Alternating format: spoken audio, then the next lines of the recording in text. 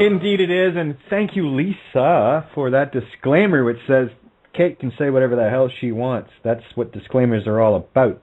And I love them. That's why we get out the truth the way we get it out here. And yeah, it's going to be a fun one tonight. Lots of good information coming out. Hi, I'm your host, Kate of Gaia, along with Tony Z, running the helm together here. And we have, I meant to ask you if it was a hard G or a soft G. I'm going to say I think it's a hard G. So Eve or Lorgen. So we did I get it right? Which one? Lorgen. Lorgen. That's what I thought. It was a hard G. So there you go. Anyway, absolutely. So I'm really looking forward to tonight. We're going to go not only cosmic blueprinting, but way outside the box. That's my show. Normally Tony's Cosmic Blueprint. So anyway, Tony, are you there? I'm here, Kate, yeah, and looking forward to this one. It's going to be quite interesting. Yeah, I think so, too. And just to let Eve know, no holds barred, hon. We just go to town here, and we take everything right downtown and shove it down the throats of the dark. And okay. We have fun doing it. Okay. All right. So, where do you want to start? Well, yeah, I can give you an intro unless, you can go ahead and start. You're the man. Absolutely. Well, what I was thinking, Eve, is, we've done a little bit of, I've put out some information, obviously, about who you are, what you do, etc., and that sort of things. But I wonder if you could, all the guests that we bring on, the easiest thing is if they introduce themselves to the listeners, and then we can start tackling with the topic that we're going to go into tonight. So I wonder if you give the good listeners a bit of a bio on who you are and what you do, please. Okay. Well, right now I'm an author, researcher, and counselor, hypnotherapist for people who've had anomalous trauma. And what that really is unusual experiences that fall outside of the norm for most human experience. Most of those anomalous things that I've researched and worked with have to do with alien abduction, mind control, paranormal, unusual things, interference, unusual relationship issues that are being influenced, shamanic kinds of initiations, and mostly paranormal, alien abduction, or MILAB-related experiences. And that includes the super soldier phenomenon and people being taken for unusual government experimentation. And so I wrote 2 books. My first book is called The Love Bite. It's about alien interference and human relationships. I wrote that in 2000. That was following my inspiration by studying and meeting Dr. Carla Turner, the late Dr. Carla Turner from the U.S. And she had done actually 3 books, mostly about alien abduction, and she also introduced the military abduction element within the alien encounter experience in the 1990s. And I definitely could relate to that because I was seeing that in the people who were in my support group and in my own life. So I wrote a book about that, but what I discovered along the way, working with people in support group environment in my home in San Diego County, California, we discovered that people's relationships were being influenced and set up by their alien handlers, or it could be their military controller handlers as well. And so that was what the first book was about, how to identify and tell if that's what's happening in your life, because these people actually had a lot more manipulation and influence in their life that was really beyond the standard of alien abduction for that time period. And so to fast forward, this year I published, I got my second book published. It's called The Dark Side of Cupid. It's somewhat of a sequel to The Love Bite. It's about love affairs, the supernatural, and energy vampirism. And it's more about the relationship dynamics of when you are having a paranormal influence in your relationship where it might be orchestrated or set up. And anyway, so that includes people who've had military abductions, alien encounters, or people who have not, but they just had unusual paranormal interference in relationships. So that's what I just finished writing. Although a lot of my work is counseling and hypnotherapy with people who've had either alien abductions or military abductions, mind control, paranormal weirdness. So I just call it anomalous trauma to make it a simple word.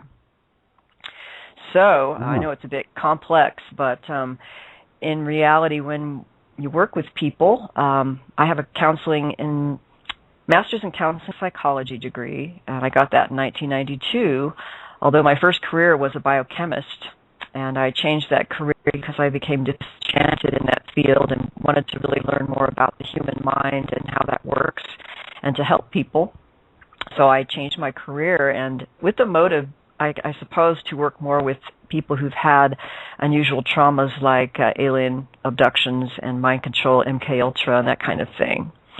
So that's what I did, and started working with people privately, and that's where I'm at today.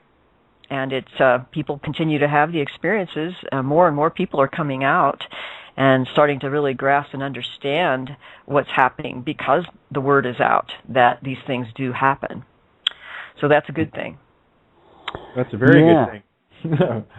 I was just going to say, feel at home, Eve, because you're talking to probably the most awakened group of listeners you will ever find on this planet. That's good. So this is why I absolutely insist that people speak freely, because you're not dealing with your average listener. I promise you that.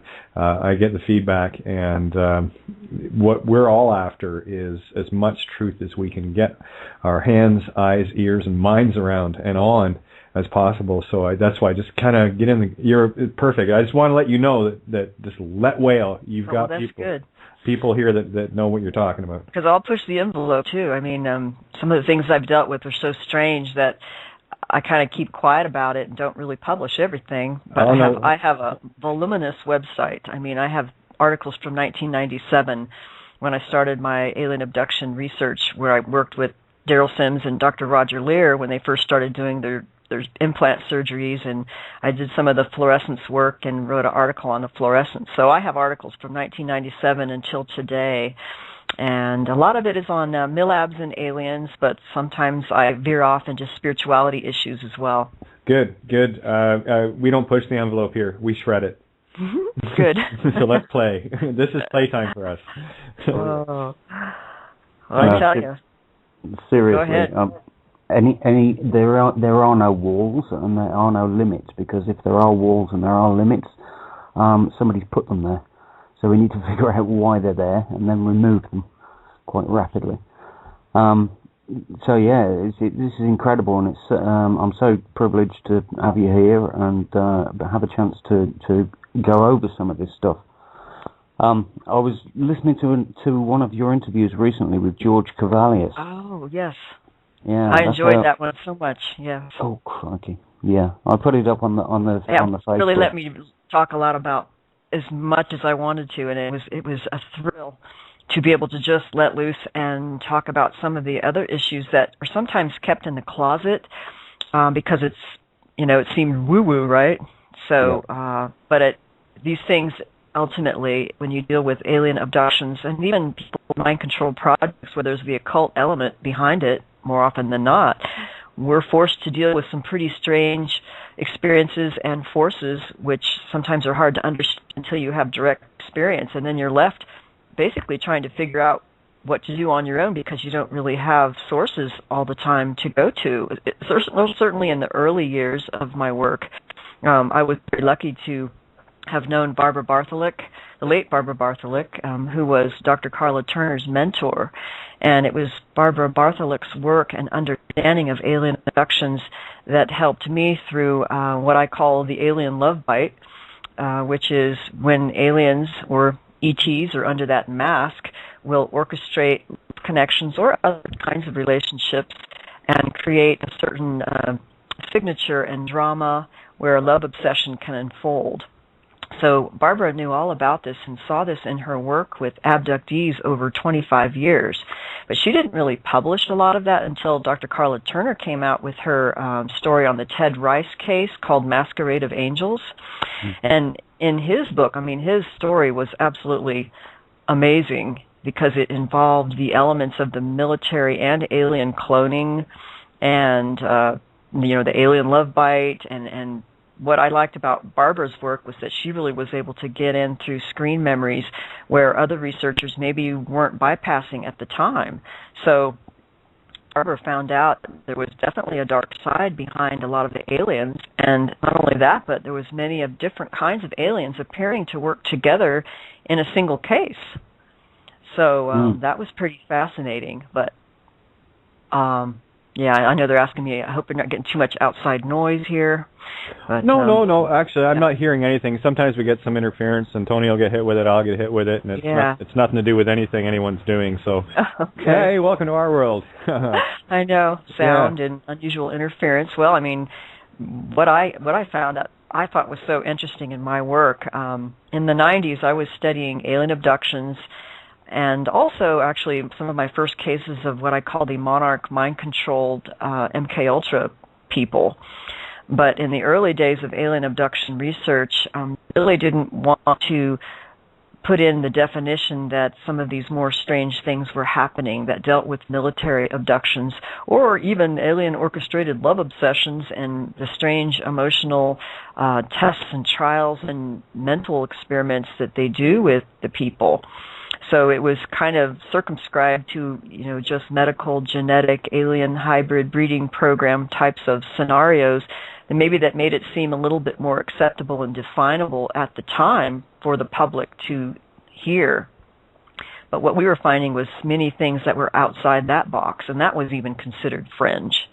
So, I was really glad that Barbara helped me understand what was happening with the whole alien orchestrated love obsession scenarios and why on earth do they do this. And so that's what I actually explained in my first book, where I had several cases of alien abductees, people who've had the multiple alien encounter histories where they believed their current lover, spouse, or person that they met was engineered to meet them later in life after being pre-bonded as children by their alien handlers.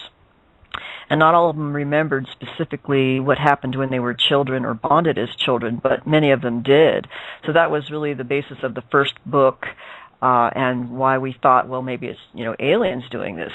But actually, there were people who had what I call the MILAB, or military abduction experience, that was alongside their alien encounters, which were genuine, but they also seemed to have military handlers who possibly had access to the same technology or methods of engineering relationships and other things in their lives, such as careers, or the military handler would be telling the woman, for example, in my book, oh, you're going to meet so-and-so, and they're going to get a job at such and such place, and you're going to move in 6 months, and then these things would come to pass.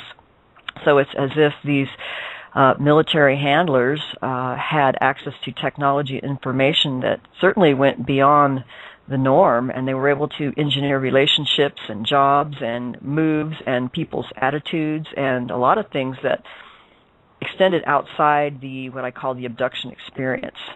So in other words, their influence and interference in our lives extends beyond the singular abduction or intrusion event when you're having it. It could extend to family members, to coworkers, to your boss, to your neighbors, to job get, to all kinds of things in your life, as if these events are staged. So it leads to the question that they maybe have access to time travel technology or other technologies that allow them to create synchronicities or events in our lives so that they orchestrate people getting together and things like that. So I found that certainly fascinating. And so anyway, I defined that clearly so that you could tell, like, well, how do I know if I have a relationship that's being set up? And let's say I've had alien encounters in my life, but I never would have thought that they put me together with my ex or whatever it is. And so I defined that more clearly in the first book so that it was a little more obvious based on what people were reporting and what they remembered. But as I kept continuing my work, I found that there was a certain pattern emerging among those who reported things to me. And I have to put out the caveat that I do a lot of counseling support and hypnotherapy so that people come to me so that they could resolve a trauma or something that's weighing heavily on them that they don't understand, and they want some support and understanding. So I may get some of the, quote, negative cases, right, or the things that are more traumatic or unusual. So some people say, oh, well, you're being fear-based, what about the good ETs and blah, blah, blah. And all I have to say is that I have to go with what's being presented to me and to help the people get through whatever it is that they need to get through, and to get insights on their experience based on just providing that spaciousness of compassion and presence for them to explore that. And of course, I have my own opinions, and Barbara Bartholock had her own opinions as well about, what is the alien agenda. So my second book, I really zeroed in on a part of the phenomena that I felt was important. And of course, my interests lie in counseling psychology and matters of the heart and relationship dynamics and the human soul and spirituality and those kinds of things I felt were really important. Because what I was seeing is that some of these people were absolutely emotionally devastated by some of these relationships that were engineered. And certain, let's say, quote, love bites, that's what I call them for short now, that exhibited a certain pattern and drama and set of symptoms. And so I go over that in the dark side of Cupid in a more simplistic fashion, that I could really win on what are the dynamics of a influenced relationship that has been possibly orchestrated by another type of entity that is non-human, perhaps, or a human that, well, once you read the book, you'll know. Anyway, so the main component of that book that I revealed was the element of what I call energy vampirism, and how that manifests and happens in a relationship. And it's usually love connections that I talk about in the book. And how that you can tell if, let's say your lover is a psychic vampire or emotional vampire, or if the partner you're being set up with is actually, I call it the partial possession or the full possession, of an entity. So I'm going to have to turn off this phone. I unplugged it and it's still ringing, so I hate that. No problem. I have... These things happen, when you're on interviews. You unplug them and they still ring. Okay. Yeah. Uh-huh. Sorry about that. No worries. Everything happens live. You brought up a lot of things, and you're tying right in to a lot of things that Tony and I and other guests have discussed at great length on a lot of shows.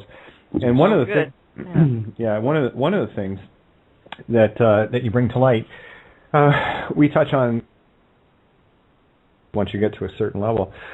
For me, my memory is pretty good. It's actually amazingly good, with no recollection of anything like that occurring, and being able to recall pretty much anything I need to. So I'm just wondering, and here's the question. There are certain individuals on the planet that I would hazard to say, well, they knew we were coming. They knew we were going to show up, and they knew that they couldn't do anything except affect those around us to basically put vampires in place. Oh, wow. Okay, so no, we're on the same page. So I'm just okay. That's good. I want to hear about it. All right. So now with me, I know that I've run clean. As far as, no recollections of lost time, what have you, all the standard fare that comes along with abductions and, mind programming, et cetera, et cetera. And that being said, who said that I haven't been, and I was made to believe this. However, I'll go with what I feel rather than what I think, because you can't mess with my heart, baby. Sorry. It's just the way I roll. So what I'm thinking, and I'll get Tony to expand on this a bit further. I sometimes, in this realm, I have a very difficult time translating ethereal into physical. So with me, I've been looking back over my life and the different things that have occurred at different times. They would appear to me to be things that were absolute blatant obstacles that were put in my way to crush me, to break me, to make me, crumble, fall. I mean, I've been attacked on so many levels on a physical that it boggles most people's minds why I run around with a big smile on my face all the time, because I do. But yeah, that's great. It's not easy, and I do have my days, but I know that I can always pull myself up above that into a higher frequency. So with what you're saying, I'd love to hear some of the scenarios that you've come across with regards to someone that was running clean. We'll call it running clean just for lack of a better term, for me anyway, without being abducted, without being programmed, and people that have actually been attached to them. Because I'm looking back over people in my life, and, people that were absolutely so very, very close to me, and almost went out of their way to facilitate further destruction. Absolutely. Yeah, I'm seeing this actually a lot. And I feel like this happens with people who, they must know who you are before you knew who you are, and even in your history. And I think they have a way, or the aliens in particular, but probably the military who have that technology now, can go somehow in and out of time to affect, if you meet someone, or if you'll be able to be successful getting a book out, or try to disrupt you along the way. It's like you go through a gauntlet of spiritual warfare. And that was one of the things that I found out early on with alien abductee support groups, or people who've had the military abduction, because sometimes it was both, or ritual abuse, and that they would be going through just a gauntlet of warfare and disruption. And I was just so amazed, and I said, why isn't anybody talking about this? This is outright spiritual warfare, war on consciousness here. If the aliens are good, then why are they disrupting me from telling the truth and even getting a support group going? Why are they manipulating the people so that my phone goes out every time I have a group, or the person gets suddenly ill, or their spouse suddenly gets in a fight with them before they go to the support group to try to stop them from coming? I mean, it would be thing after thing after thing of constant disruptions. So, and it was really hard to try to explain this in the beginning, right? If you think you're crazy, if you think you're paranoid, you think it's all your fault, and you're like, oh, I can't believe this is real, And so the relationship disruption was like the trump card of trump cards, because once they get you in your love life, they could really throw you a fastball that'll keep you down for many years. Bingo. And just so you know, both Tony and I have been time jumped. Witness to, in my case, they actually jumped back to change the document to facilitate the theft of my home, destroy my family, you name it. Oh no! Oh no! I look back at it now and go, nice try, assholes. Yeah, and is it because you ever wonder why, though? Oh, I know why. I know exactly who I am and why I'm here. Well, see, it's interesting, because I had a client, a close friend actually, who she realized who she was early on, and she tapped into her power through she studied shamanic things. She always had an ability, but the aliens were always getting after her, and they set her up with several people. The first love bite was the most devastating, that really threw her for a loop, and it was actually written in The Dark Side of Cupid. But this person, I won't say her name, but she was also set up with someone recently where the relationship is working and she's getting married. So she wasn't sure if the aliens set this one up, but they definitely tried to disrupt it with just a whole slew of paranormal activity constantly in her life. And I believe that there must be some people who are really powerful, maybe, I don't know, powerful spiritually, or they may represent a threat at some level according to some alien agendas or military, for all we know, and they know before we know, and they try to engineer our lives. I assure you, I will testify for myself, and so will the heavens in my chart. I know exactly who I am. I know exactly why and why they would want me and how dangerous I am, and that's the infallible spirit. I come at this game from a complete angle of love. Same with Tony and Santa Bonacci and so many others of us that have been, tagged, as it were. And like what you're talking about right now makes complete and utter sense. And Tony, you got to jump in here. You got it. I've been trying to, but I know, I can feel it. Perfect. It's like, yes, finally somebody else gets it. And I mean that from your perspective, but everything that you just said was just yes. Because we've experienced it, we've seen it. I've studied the Vatican's chronovisor, the time jumping technology that they've got. I've studied the just endless amounts of this stuff. I've come across Andy Bisaggio's work, which is Project Pegasus, and it was that project that I've been screwed with. There is no question about it. I released a book called Blueprints of Cosmic Consciousness, and I explained this thing that you're talking about in there. And I actually demonstrate where the information has come from, how it's pieced together, how it fits, why it fits, and link loads of this whole thing together. It's incredible. Wow. And it really is a wow. Yeah. So were you in a Project Pegasus yourself? Were you in one of the projects? Are you aware of being used on time travel ops or being used in any capacity to perceive the future? Because I've run across, quote, MILABs, or abductees, but most of them are MILABs because there's some kind of human military element where they have ops as a certain, I don't know, well, we call them operatives because they have certain capabilities that go beyond most people. So they may be classic alien abductees who've been sheep-dipped into another military project because they have a certain ability to remote view or psychic, or they can, remote view the future or whatever. And so they're sent on groups, for example, to go remote view the future from a certain point in time, and then they report back to their handlers. But they do this like in an out-of-the-body state, so they're not even being physically abducted to do it. They could literally just access your mind and make you remote view while you're like two places at once, basically. Well, this is the point. This is what Reported, we're looking. so Yeah, this is the point. There's not just one type of time travel. You've got things like colontic ketones, which have been using frequencies. What we dive into is the reality we thought we knew, which was Newtonian physics, let's say, is complete and utter rubbish. We're actually in a harmonic universe, and it's all to do with harmonics. So, and when you dive into all the different areas like we've dived into, such as Rhodian physics, Russellian science, etc., and these sort of things, it begins to peel away the layers, layer by layer, and you begin to understand the level of technology they've actually got, which is way beyond anything we can imagine. And what we thought we knew as reality isn't actually reality. Everything basically is holographic and fractal.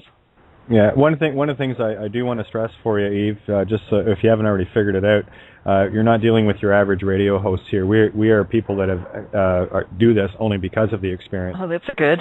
Then we could just kind of let it rip, Well, that's it. I mean, I all too often I hear of people, doing no harm to anyone, right? But they're doing shows based out of an interview status that they haven't lived anything, and all they're doing is going, oh, I'll interview this person and learn something. But I have no life experience. The difference here is we're all talking from the same page. That's why we rip the way we do, and thank you for going there. It's just amazing how much is involved in this. I mean, I would have never known 20 years ago that this would be what I call it, the Pandora's box was opened by studying alien abduction and having experiences myself, and then the military element basically revealed itself as I was doing research and doing some of my own recovery process with therapy and hypnotherapy and lucid dreaming.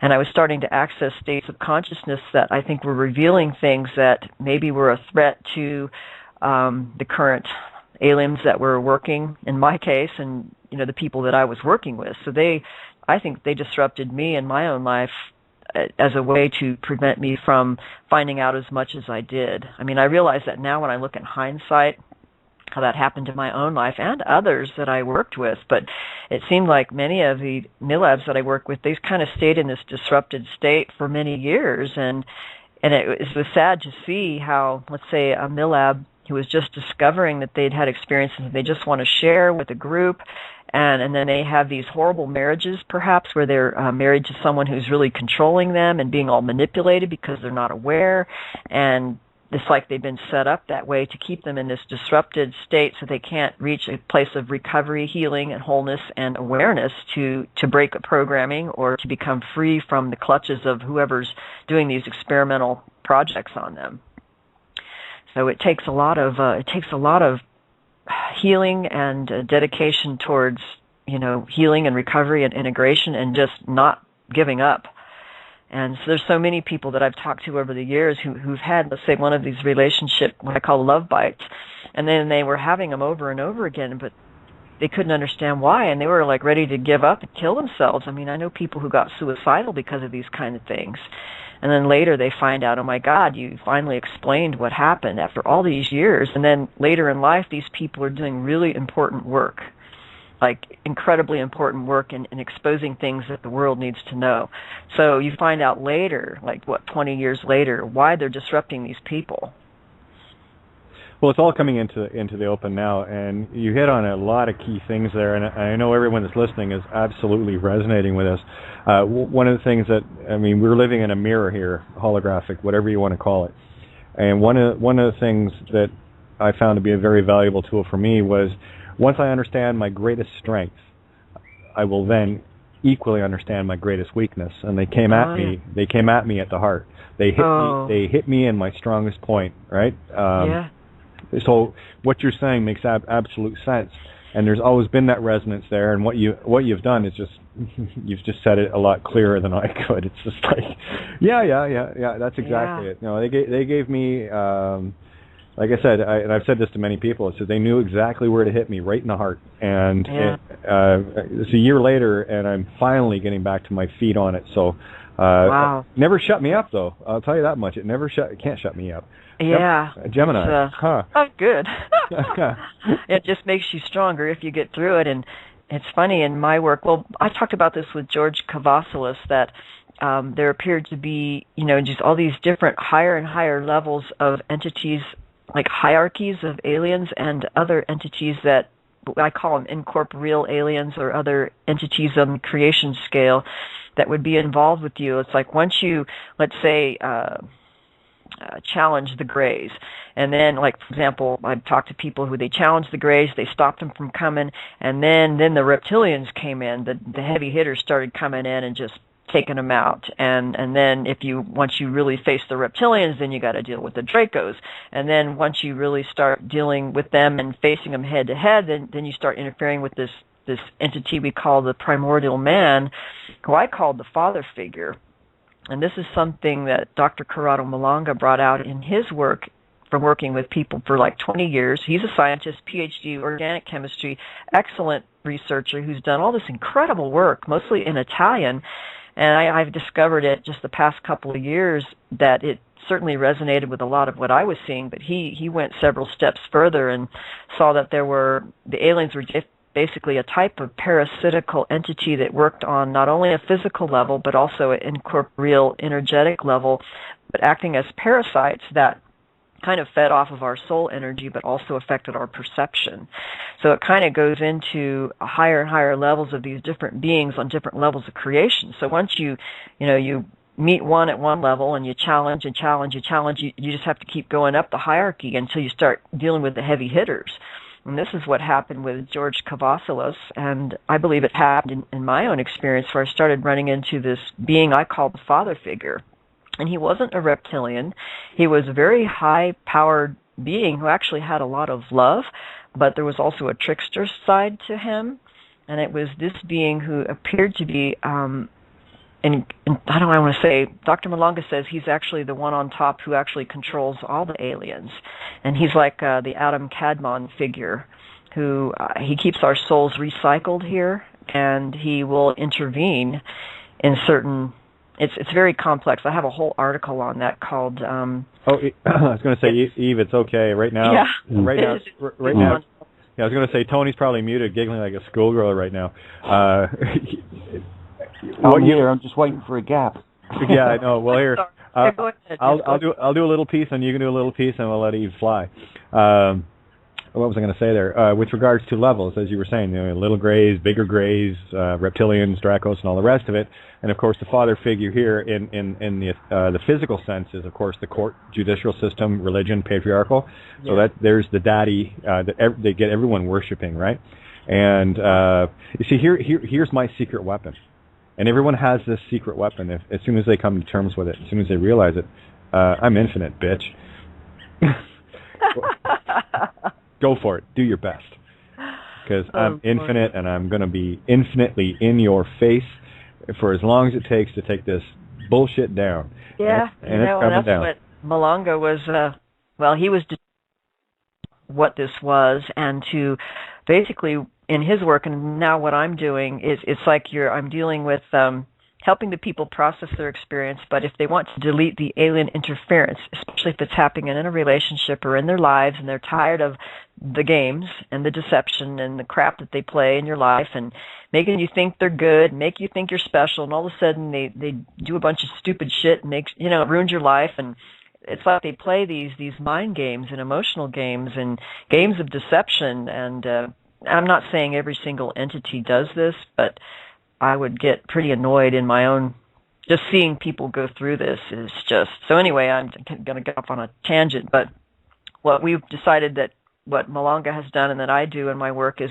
work on ways to delete the interference by dealing directly with the parasitical nature of the aliens and the implants and energetic structures, plugs, cords, whatever they're putting in you to drain your energy, to affect your consciousness, your perception, and manipulate you like a puppet. So it's almost like a shamanic practice, except I use more of a guided hypnotherapeutic method where I can guide the person to connect with their own soul power, and so they could recognize that, connect with it, and then use that soul power and awareness to delete the interference, whether it's entities or implants. And then during that process, they may have insights arise that have to do with memories of how this started in their life, or maybe even in another life. But they don't always get clear insights, but it helps open up these deep insights in the person so that they could find ways where they could take back personal responsibility and find out, was there a vulnerability window in their life that allowed this to happen so that they were more easily manipulatable or abductable. And so these are some of the things that I investigate in my own work so that we close those vulnerability windows and learn how to take back our power. Okay, speaking of vulnerability, and I want to hold on this thought for a sec, but I want Tony to jump in also. We got a couple of callers. I will open the lines up. We do like doing that. But you speak of vulnerability. I just want to make this point, and we'll go to Tony, and then we'll see if you want to take questions from people, because I know there's going to be some people chomping at the bit based on their own experiences, and we'll want to interact with you. With vulnerabilities, when I was speaking earlier about things in my life, 12, 13 years old, I was raped for about 9 months. And again, another crushing sort of scenario, and I look throughout my life and the things that I've had to go through in terms of ordeal, which would have created numerous points of vulnerability to allow that in, so I can see exactly where that is. So I'm gonna swing over to Tony here, and then how do you feel about opening the lines up? I'm okay with it. Okay, Tony. Yeah, beautiful. Wow, just complete wow.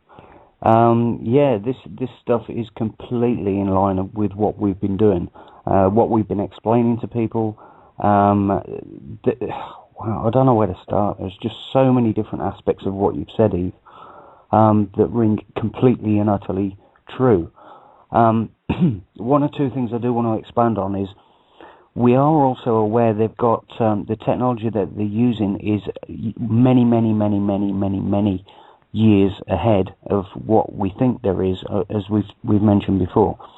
But one of the aspects of this, not only have they got time travel, the Vatican chronovisor technology, etc., that's been used for a very long time, but they're basically tapped into the etheric. They're tapped into the Akashic records. Astral programming, astral hacking. Oh boy. We could talk a conversation on that one, too. Absolutely. Well, this is the point. I've studied countless different... I've lost count of it. There's no way I could remember how many thousands and thousands and thousands of hours of research I've done on all this. What we've actually got here as well is... what we do, we complete the cycle, because what we are trying to explain to people is everything that you've just said, plus we put the technology in front of people's faces so they can see where we have got our information from, and we also take it to completion. Now let me explain what I mean by that. Because I've studied so many different subjects, there is an understanding when you've got so many pieces of the puzzle, and you put all of these pieces together, it paints a picture. And when you can actually take that picture from its two-dimensional flatland, pick it up, join the corners together, turn it into three-dimensional, then rotate that information in any direction, in any in any way, and then connect up all the dots, you end up with a three-dimensional understanding of what's actually going on here. Once you've actually put all these pieces together and then moved it up into this 3D image of the whole picture. Now, one of the things, as I say, we go to completion, and I'll explain why now. The fact of the matter is, if anybody does some research into the Bible codes, okay, this is the biggie. Because when you do research into the Bible codes and you bring that information into this picture, it changes everything. And here's the reason why. Because if there's a particular reporter that I can't remember his name. Kate, can you remember his name? Okay, refresh on that one. I was just the Bible code. Oh, the Bible. I can't remember the guy's name. I know who you're talking about, though. Yeah. Yes, that's fine. Go ahead. Yeah, go ahead. Okay. The point being is, some of the research that was done, the Pentagon actually spent an absolute fortune looking into this Bible code.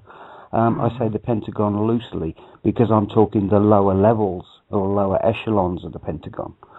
And they spent an absolute fortune looking at this. Now, up on the higher levels, the people that are actually running these things from off-planet, which is what we've got here, know about all of this. So, I mean, that's irrelevant. The point is they keep everybody clueless down here, working like slaves. But where I'm trying to go with this is, if you do the research about Yitzhak Rabin's assassination, for example, and they've actually cracked the code. Now, what they did, they put in certain amounts of information, and it came out and identified the names and dates and birth dates and death dates and the ways that the people in the future were going to be killed. Now, journalist went to Yitzhak Rabin, and he said, I've found this in the Bible code. It warns of your assassination on a certain date at a certain time. Your birth date and everything else is in this code. And he went to him and he privately warned him.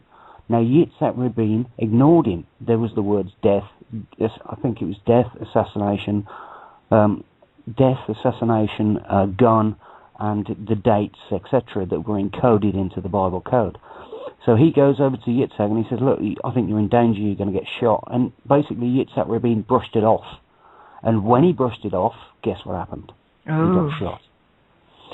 So, and now the reporter, and I can't think of his name, I wish I could, but the reporter's now gone much further. They've examined the code in much greater detail. And also it now turns out that Obama's name is in there, assassination, with the word assassination.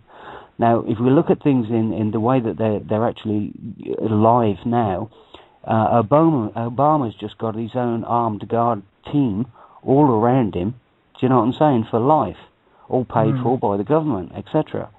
So, I mean, what I'm trying to say here is the technology that allowed the Bible to be written and encoded with the information of what was going to happen in the future, how it was going to happen, when it was going to happen, the birth dates, the methods, etc., etc., etc., has all been encoded into the Bible.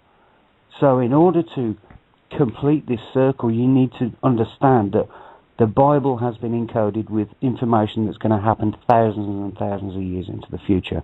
So therefore, whoever created the Bible had time travel abilities, and I say whoever loosely, be it God or be it a group of Jesuits, which is more likely. That's a good question. Yeah, the second choice.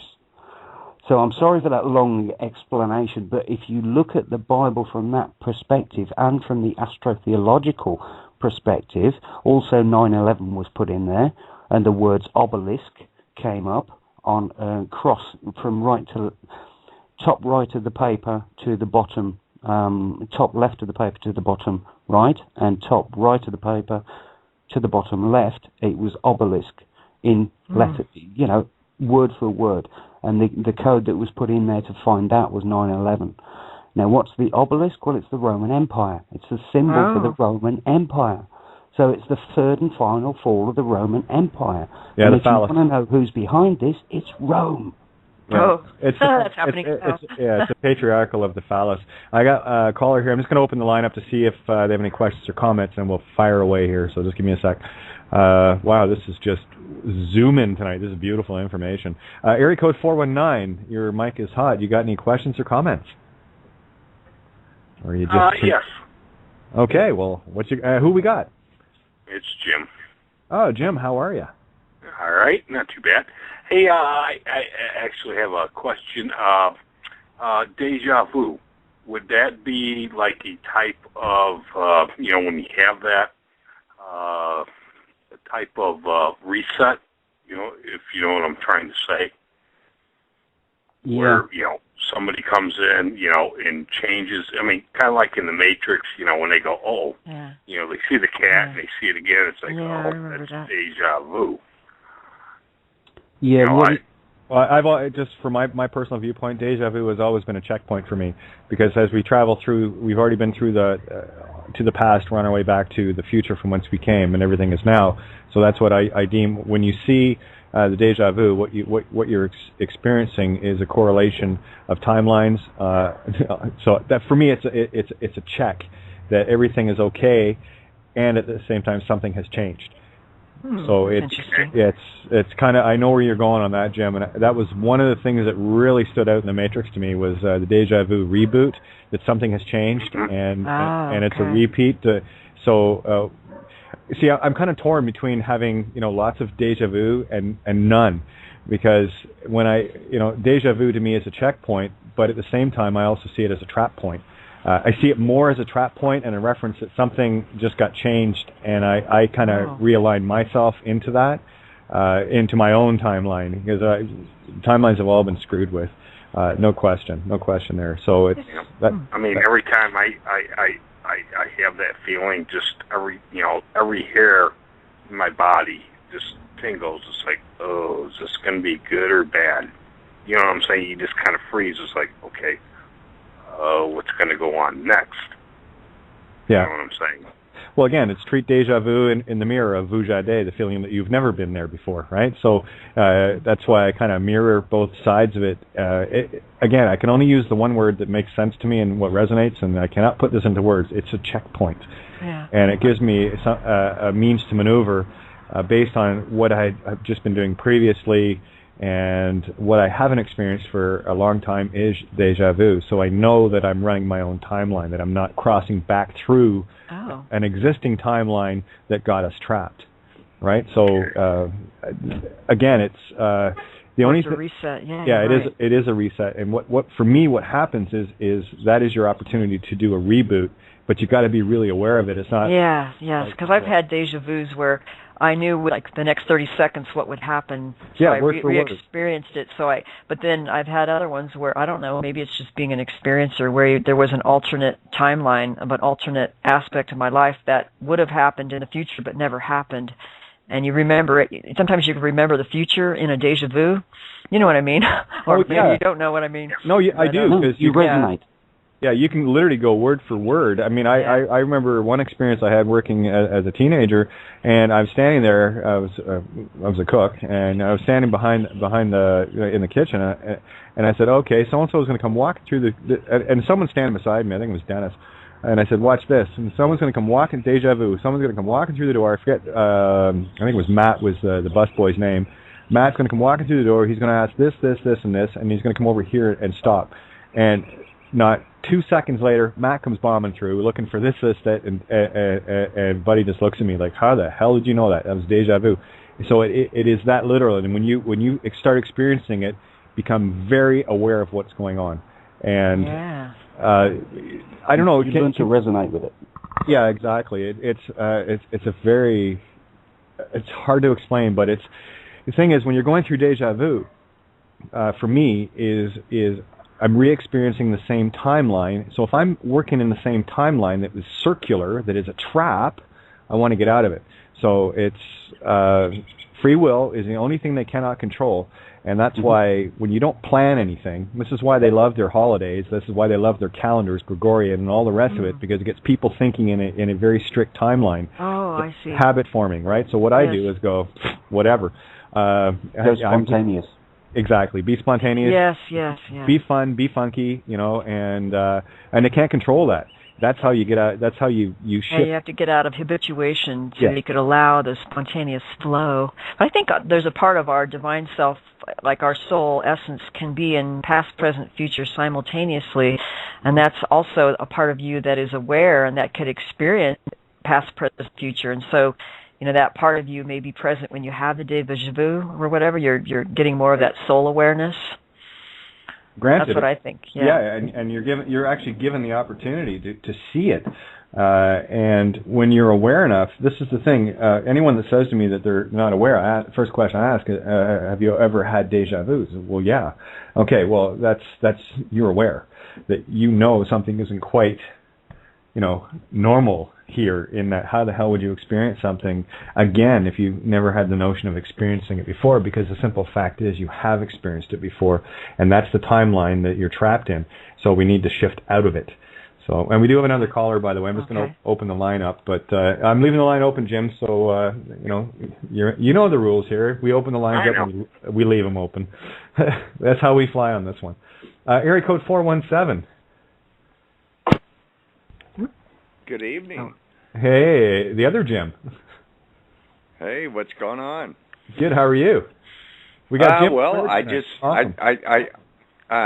I think you probably saw my text in Skype, but I was successful in getting on this call on this other radio program, and they were talking about the first half was talking to a gentleman that was basically saying we're not part of the contract. And then the second half was a guy that's promoting, hey, we're free to travel.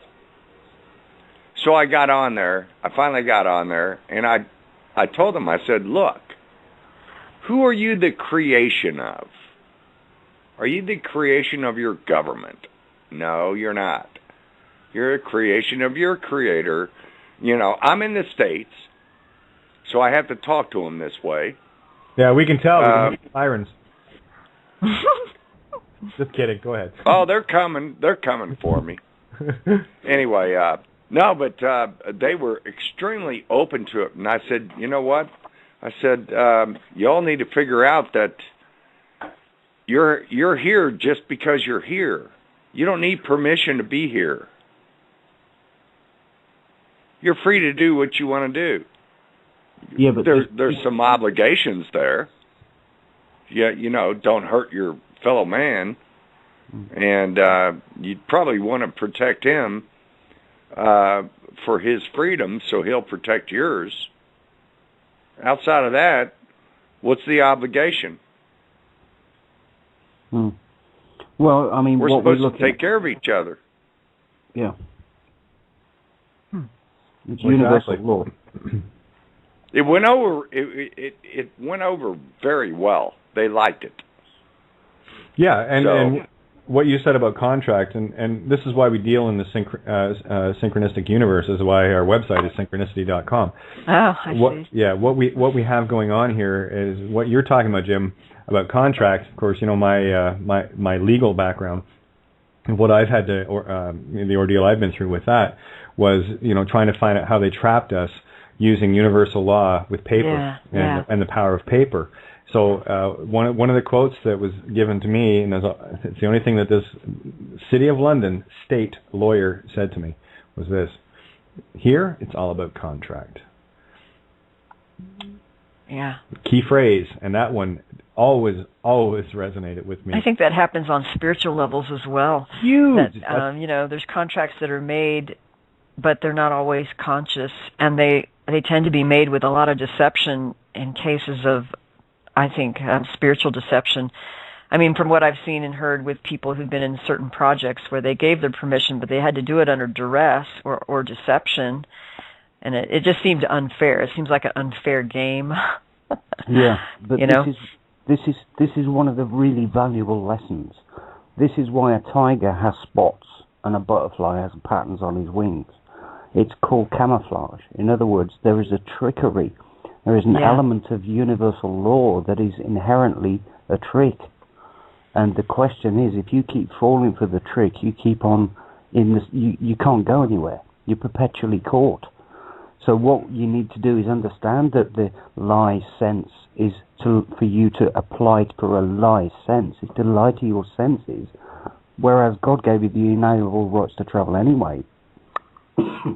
The reality is that you thought you needed to have a license, so you applied for it, and because you applied for it, you consented. And yeah, consented. I see. You gave up your free will choice. You gave up your free will rights. And you did it in fraud because you're using a name that you never owned. Your parents. That's why they call it a given name. It was given away. Get it? Oh, I see. Right. Because I just want to get this one point out because it ties everything you're saying, Tony. When your parents gave your name away into contract with the crown and, or actually the state and church, because you get married in a church and of course you get marriage licenses. So there is, we talk about the separation of church and state, yet none of us are doing it because we all get trapped in it.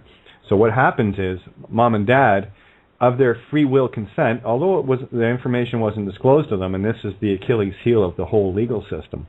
Your mom and dad weren't informed of the ramifications of that contract. If they come up to mom and dad and said, "Well, listen, when you register your child, you're actually giving your child to the state, mind, body, and soul.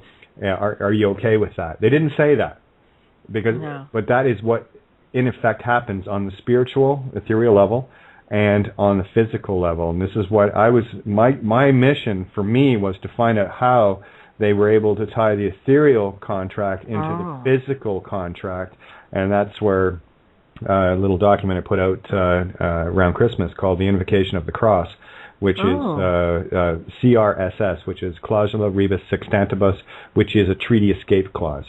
And this is what it all hinges on, but I went even further in the last couple of weeks where I'm still trying to narrow it down. And really, what the system has done has they stay in honor because it's not them that is forcing you to go into fraud, contempt of court, dishonor with the system by using the name. They get mom and dad to do it. They get mom and dad to convince the child that they're this name and that name, and the only document you ever get from the government regarding that name is a birth certificate. That's an offer. That's not a contract. That's an offer, and we have the choice, the free will choice, to either go into contract with the Whore of Babylon, commerce, whatever you want to call it, by going and getting their licenses and getting their Social Security and their benefits. Right? Dad's the beneficiary in the ethereal because and in the legal. Because mom's fiduciary, she built the trust, the baby, and dad, because she did all the work, it's kind of a one-sided contract, so dad is made the beneficiary of that, right? So what dad does, because the family name is owned by the crown, dad actually gives up the beneficiary status. Now look at the words, beneficiary, benefits. It's the same friggin' word, just twisted around. So anyway, I just wanted to clarify that so that we can bring that ethereal, physical contract, because it involves entirely what you're talking about tonight, Eve. You're just taking it to a beautiful level where people can start seeing the deceptions a lot clearer and the levels of the video game that we're playing. Okay. And be able to change the rules of the game by maybe naming the trickster and saying, I thereby call this contract completely invalid based on deception and trickery, and I'm calling the trickster for what it is. Right. I don't know if that would work. I mean, it seems to me they always put up a fight, Well, they will, and the expression, it's in the Bible, in the twinkling of an eye. This is why I know when we get that one little piece that's still missing, and we're almost there, if we're not there, we're not there already because the twinkling hasn't happened, but I'll tell you, the consciousness is awakening on a grand scale, especially when we get information out that you've got to share. This is critical. This is critical. Can I say one thing? Sure. One thing. Okay. No, one thing. Okay. Thanks. That's one. Okay. Come on, when I started getting awake, actually I've been awake for a while. And it seems like just about every night I have bad dreams. Is it them trying to entrap me back to back to being asleep? I what I'm saying?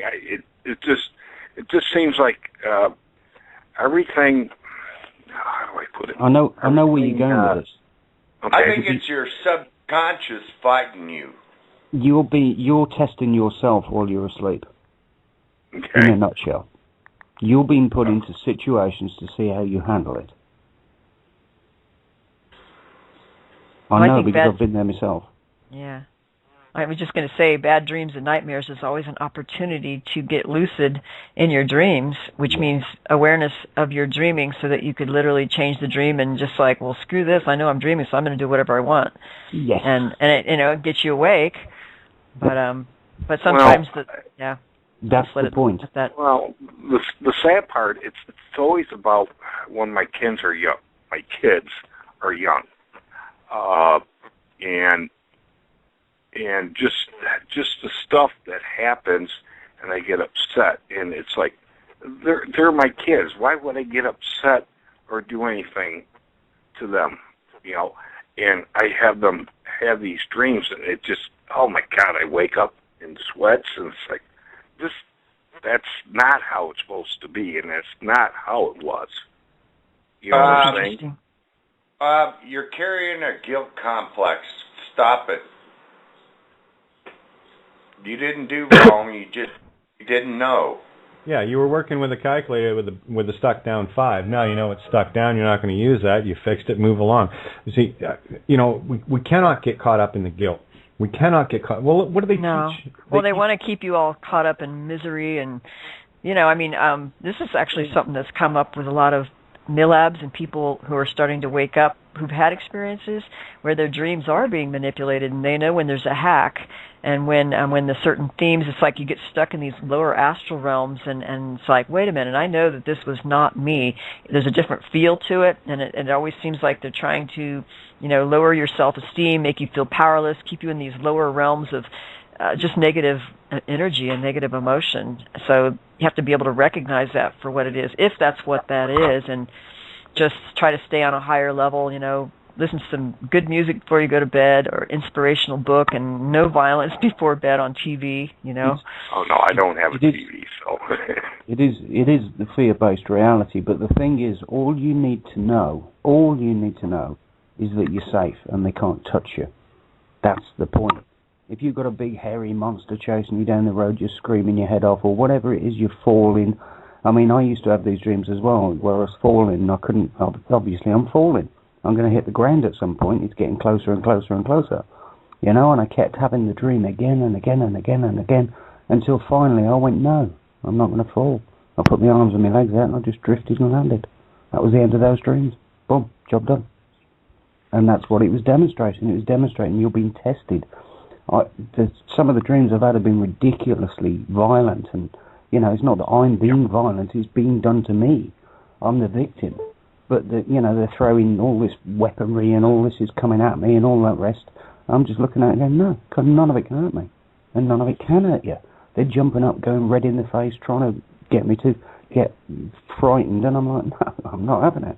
Oh, yeah, go back to when all else fails, go back to your secret weapon. And you only have one, and it's the only one you need. Just remember this, and never forget this. You're infinite. You can't die. You're infinite. So, how many countless lifetimes do we have to go through in order to solve this and to find that point? That's a good question. Yeah, how many times do we have to go through this? Here's a concurring. I mean, this happens over and over and over. I hear everybody refer to they, which typically means government. And what we have to get straight in our minds is, who is government? It's nothing but people. Take the people out of the buildings. Take the people out of the buildings, and you have what? Empty buildings. Now let's take it to a whole new... Hey, Jim, hang on. This is what this show's about. Yeah. You're absolutely right. Let's take it to the next level. We know that, and we agree. Okay. Let's take it to the next level. Well, I want to say something here, because that's what a lot of my Dark Side of Cupid book is about. When we're dealing with the next higher level of seeing what's working through people, and it's not a way to just basically judge people, but when some people have what I call the certain alien parasites or attached entities, or they're taken over by a certain type of spirit, malevolent entity that's an energy vampire, then you start to know what works through people, what possesses and takes them over and can manipulate them. So there's some people who are more easily, quote, manipulatable in my view, and that has to do with either they sign their soul over because they're basically signed their soul over to the devil, whatever you want to call it, or they've been very, very injured psychologically and dissociated and left their body, and then another entity attached to them is basically taken over, or they just haven't dealt with their issues. They may have addictions or whatever, and so it allows them to be used like a puppet. So a lot of times what I think is what's happening with these predator, especially the predator types of personalities that are in my book, The Dark Side of Cupid, they're not just psychopaths. They are people who are not only psychopathic, but they're completely taken over by a malevolent entity, and they have a completely different way of being and interacting in a relationship. And so these are the kinds of entities that are ruling places of high power in politics and government and banking and other spiritual organizations, that you've got these heavy hitters that are essentially non-humans, or they've been taken over by something else. And there's ways you can identify that too. Yeah, so that's why I think it's not just humans. I mean, that there's more here. I mean, when people in certain organizations take a certain number of initiations, at some point they get completely taken over. This is actually something that Steve Richards talked about in one of his videos that I put up on my website, having to do with shamanic healing and how to understand how certain people can get these, let's say, you're in an abduction family, you had a parent who was a military industrial complex aerospace person or a high-level intelligence agency, or they were in a certain organization that is under satanic control, and then their children are all abductees in these secret mind control projects. And then what gave them permission so that their kids are all being abducted? You know, you have to ask that question. There must be some secret contract going on that we don't yet understand, how they're getting power and access to our families and our children. Yeah, absolutely. And that's basically what we have been looking into. I mean, we've obviously Kate's bust the birth certificate, the birth fraud, the situation that we're all being sold into slavery, but we did it with our acquiescence. In other words, we gladly went along with it. But there's also an element of that where your soul, where you reincarnate. I mean, reincarnation is a reality, you know. The question is, what did you do in your last life that you've got to get right this time? And I've had clients remember exactly what happened in their former life and how they were literally recycled because they were in one of these Illuminati bloodline families where their soul was literally trapped and recycled, and that there are people who have been recycled by alien technology and remember it. Yes. So there's more going on here than just simple reincarnation, if you ask me.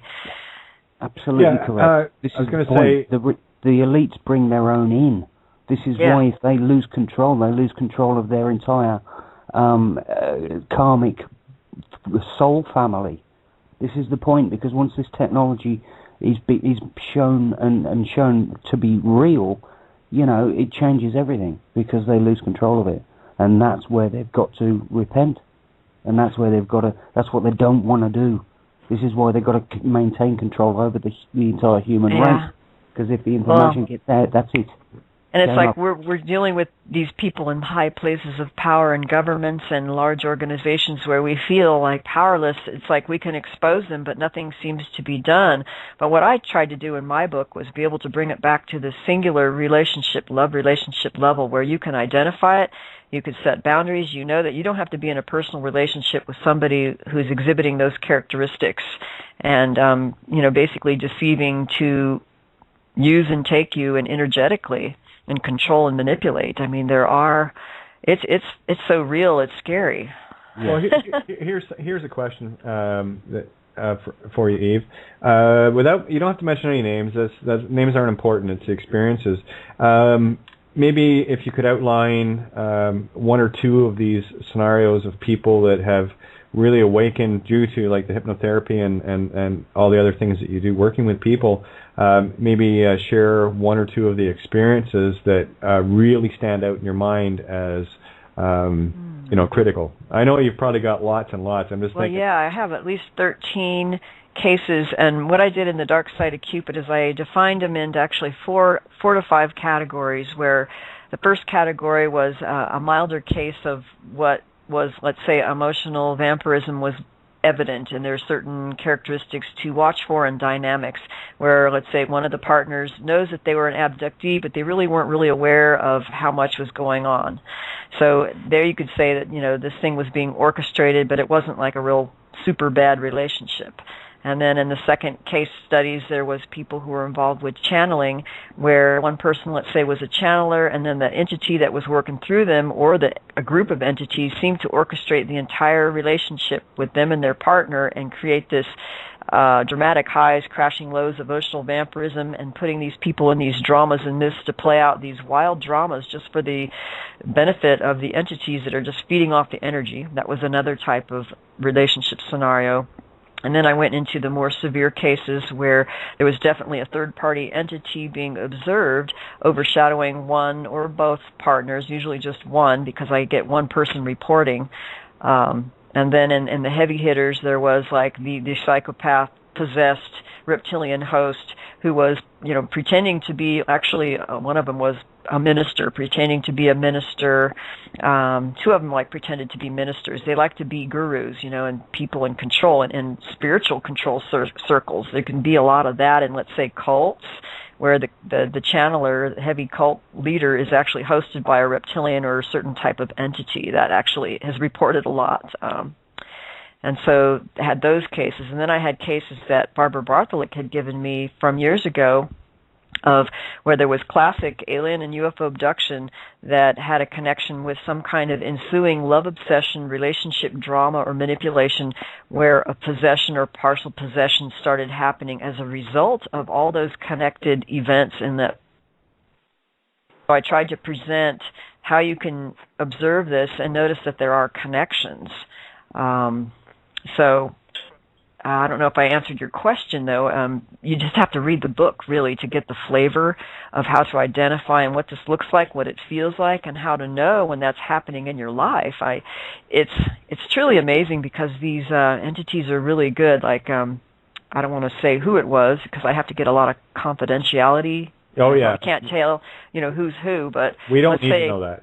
Let's say there's a case of some of these entities are really good at actually disguising their auras and disguising, quote, the entity within when you're in their presence physically. So it's like they kind of disguise it, and you're not able to perceive it, even if you could see auras. And then after they're gone, then the entity comes back, and they've already created this psychic link with you, and then the entity starts messing with you through your connection with that person. And so it's like you have this telepathic link with not only the person who's the, quote, host, but the entity that's using that host. And they'll create literal telepathic links and then siphon your energy and do all kinds of stuff. And it's amazing that they can do this, and they can literally disguise their auras. They can do that, and I've actually had this happen to me.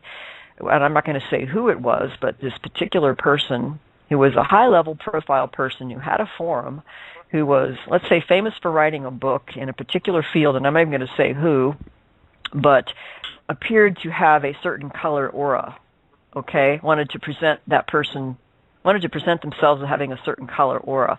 But in reality, what happened is, as I perceived more, instead of just using clairvoyant perception in the third eye, I went into my heart, and then I felt what was the entity that was working behind that person. And it was not what it was presenting itself to be. It was actually quite evil. And it shocked me. It absolutely shocked me. But what was even more amazing was that, let's say 3 years after that, I come across a client who interacted with the same person and had this very similar experience. So I got confirmation on that. And so there's people out there who can, present one picture and then be something else. So we have to, that's why I really emphasize, working with the heart and the intuition of the heart and learning how to get connected with that inside you so that you could more readily perceive that in others. It could save your life, Well, I'll give you one living example with me. And I'm not sure if you're familiar with the term Shetty, which is a word that was used to describe a soulless entity, one that is needing to feed in order to grow. And I had one of these attached to me through the chief of police at Guelph, and the entity's name is Craig Nye. I did a lot of research, letter by letter, on that one. Anyway, this was the same entity that showed up every time there was any sort of quote altercation, unquote. It was always him that was, coming, pulled me over a couple of times, and it was my God. this entity that actually was there when there to feed. on me, and I knew it because. Oh my God! Really? Oh yeah, absolutely. And I'll tell you what happened, and this is a beautiful, beautiful ending. I went back to they raided my house. 2 weeks later, I went back to reclaim it, and I was there, and of course, brought all the useful idiots, deputy donuts, whatever you want to call these, programmed cops, dogs, whatever. They fetching treats from master, and lo and behold, who was it that was the one that was there first? Same entity, right? And there might have been 12 to 15 cops at my side door, right? I'm in the house, but I had a couple of friends there, and so I'm standing there, and I look over, and over by the fence behind everybody is little Mr. Shetty, just sitting there, and I saw the fear in his eyes. I thought, oh, you're the little motherfucker. See, I knew it was you, and I knew what it was. So I'll tell you, I ended up doing 28 days in solitary. But when I got out, here's what happened. I was staying with a friend outside of the town that I was in, and I had my proof in the pudding that came back later. This is where I knew I went off the ethereal grid with these monkeys. What happened was I was out on the back deck. I was only there for maybe 2 weeks tops, but I was out on the back deck, and I got the visual of this little entity, empty, and I always wore sunglasses. And the last time I saw him, he didn't have them. That's when I was able to see nothing there. And I said, well, okay, no problem, Craig. I'll tell you what I'm going to do. I'm going to give you back everything that you wished upon me, and I'm going to return that 1,000-fold. You gifted me all that pain and everything else, and thank you, gratitude so much. And I love you so much. I'm going to give it back 1,000-fold. And that night, when I went to bed, I was in a dream, and I was being attacked by this shadow type entity that was grabbing me, choking me by the throat, and it was grabbing my inside right thigh and dragging me across the bed. In my dream, and I woke up, and that's exactly what was happening. The shadow entity was like over me, and I could feel, couldn't breathe, getting choked, and of course getting pulled across the bed. And as soon as I realized what was going on, I said, I know who you are, and is this the best you can do, you little fuck? Ha, ha, ha, get out of here. Anyway, and it was gone. And I got my confirmation a few months later when a couple of detectives, what was his name? Kevin, I call him Slick Dick because he's like Mr. Man. Anyway, I'm not done with these guys yet. I have a very neat trick up my sleeve that is going to be the end of them and a couple of mayors and a few other people. I just thought I'd let that out there just so people know that no, I'm not done. I am not done because you have gifts coming to you. You gave me all this beautiful stuff in the Golden Rule. I want you to experience it 1,000-fold in return. Because that's how the Golden Rule works, and I only want to be grateful. These two guys showed up at this place that I hadn't been there for ages looking for me, and it was out of town. What were they doing out of their jurisdiction? And that was the last place they could spot me on their ethereal radar. That's when I burned it. Ooh. So there you go. There's a little Kate story for you. Wow. Yeah, I mean they love that when they start using their magic and black magic, and then I gotta know how to deal with it. And well, I had my purse with me, and I told you in my purse I have my secret weapon called I'm Infinite Asshole. Good luck. Wow. That's the difference. It's about knowing who you are.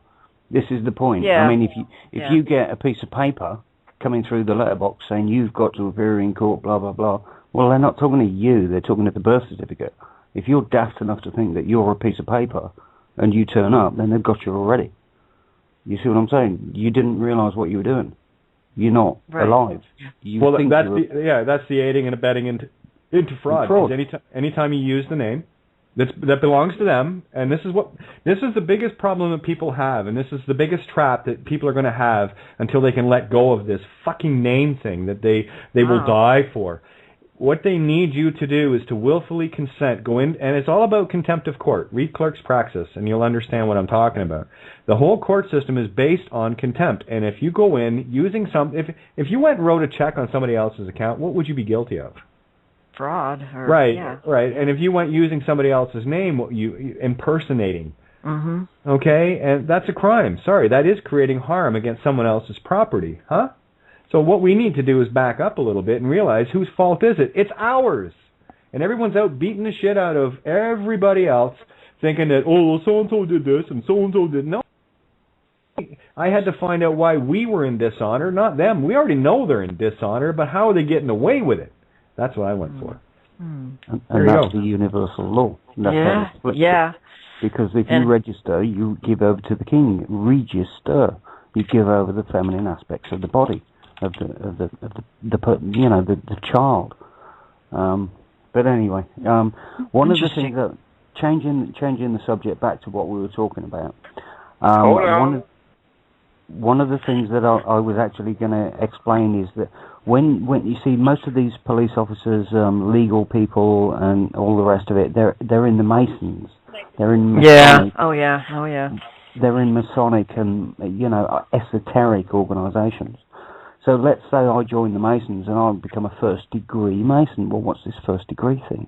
Well, this first degree thing is we tell you a secret, and then you've got to roll your trouser leg up, jump up and down 3 times, and turn around and go wee or something. In other words, you actually they say, right, this is what you got to do to go to a first degree, and a second, and a third, and a fourth, and a fifth, and a sixth.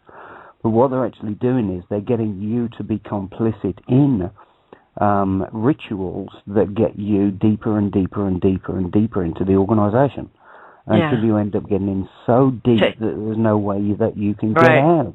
You get taken over. And this is where the possession comes in. Right. Because they start to possess you, your mind, body, etc., and they attach entities on you because you've gone so deep into that organisation that there's no way back. You've got no choice. And that's the possession aspect of it. I just wanted to throw that out there. Which is that's something that Steve Richards talked about in some of his shamanic talks. He's the one from Australia who works with, he calls it LORE, which is the Universal Spiritual Laws, and works that way. He uses a different explanation or terminology than you use. But basically, we have to understand that sometimes we do give our permission without knowing it.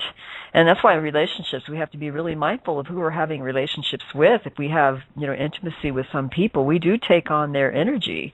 We can take on their entities. You could even catch an entity from hugging somebody, and then they latch onto you, and you wonder, why you're having nightmares for the next 3 nights. And it's because the entity hopped into you, and you're like, whoa, how did that happen? If you look at a doorway in a church, right, it's an arch, okay? Now you look at a doorway in a house, it's a square. What actually happens is these entities have a weight. They have an energetic, resonant, vibratory frequency. Now this is why the church used to build doorways in the form of an arch, because the entities can't sit on top of the architrave of the doorways and drop in when you walk under. This is real, people. This is why arches were used in churches, so that the spiritual entity we're talking about can't drop in through your crown chakra. This is all relative. It's massive.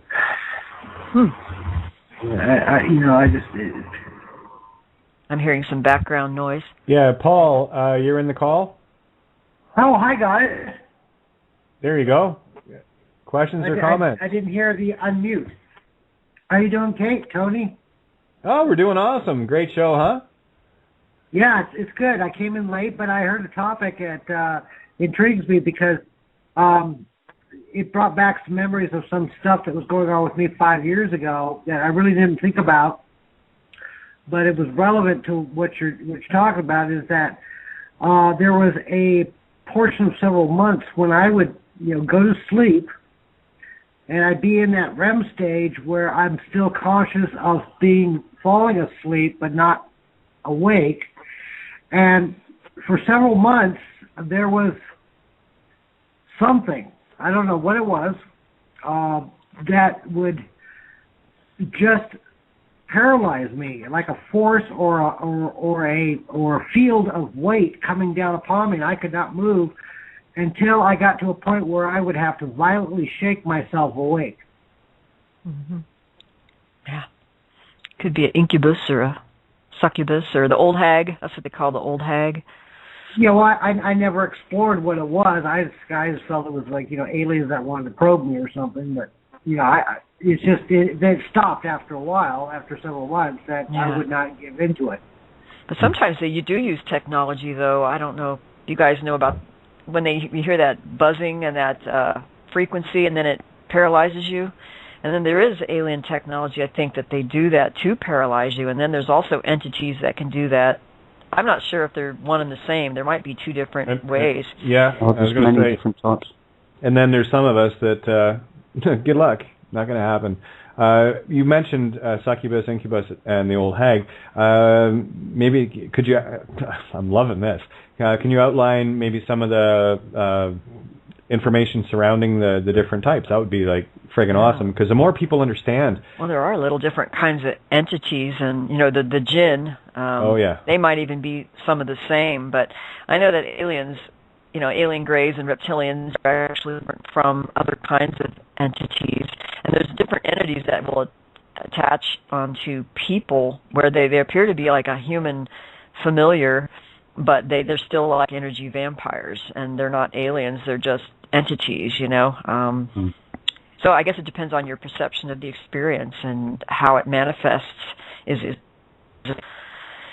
the incubus isn't that the male sexual spirit that will vampirize your energy and have sex with you, and then the succubus is the female one, but they could actually shapeshift and become one or the other. And sometimes, wasn't it the succubus that can turn around, take the semen from a man and that just ejaculated, and then turn around and impregnate someone else with it? I remember hearing that. I don't know where I read it, and I can't remember now. But there's all kinds of unusual things that can happen, like the moonchild ceremonies and some of the ritual occult things that I've heard some, let's say, ritual abuse survivors or MILABs tell me that they were, let's say, the product of a union where they were a moonchild, where their mother was abducted and had some kind of sexual ritual where the partner she was with was literally hosted by a demon that they invoked in a ceremony, and then she got pregnant and conceived the child that was the conception of the demonized partner or whatever. And so those children can be demonized or have certain abilities. It depends on the situation. Exactly. So you can have that too going on. Yeah. Well, this is the type of technology that we're talking about. This is why they had the witch burnings, and this is why they hid all of this information away. The whole thing has been designed to occult the information. The occult means to hide, to take it away from people's knowledge. If you don't know the difference between high technology and magic, then as far as you're concerned, everything's a miracle. Right. You don't know any better. Of course, they're using both in a lot of these MILAB projects, and people who have been in the Monarch projects, they do report, the rituals and what they call the black meta technology that's being used in the MILAB experiences, where they're invoking entities, but then also using technology to attach entities. And this is something that White Wolf von Ossigen talked about in his experience, where he literally was affected and in the womb, didn't find out until many years later, but had the ability to shapeshift into a wolf.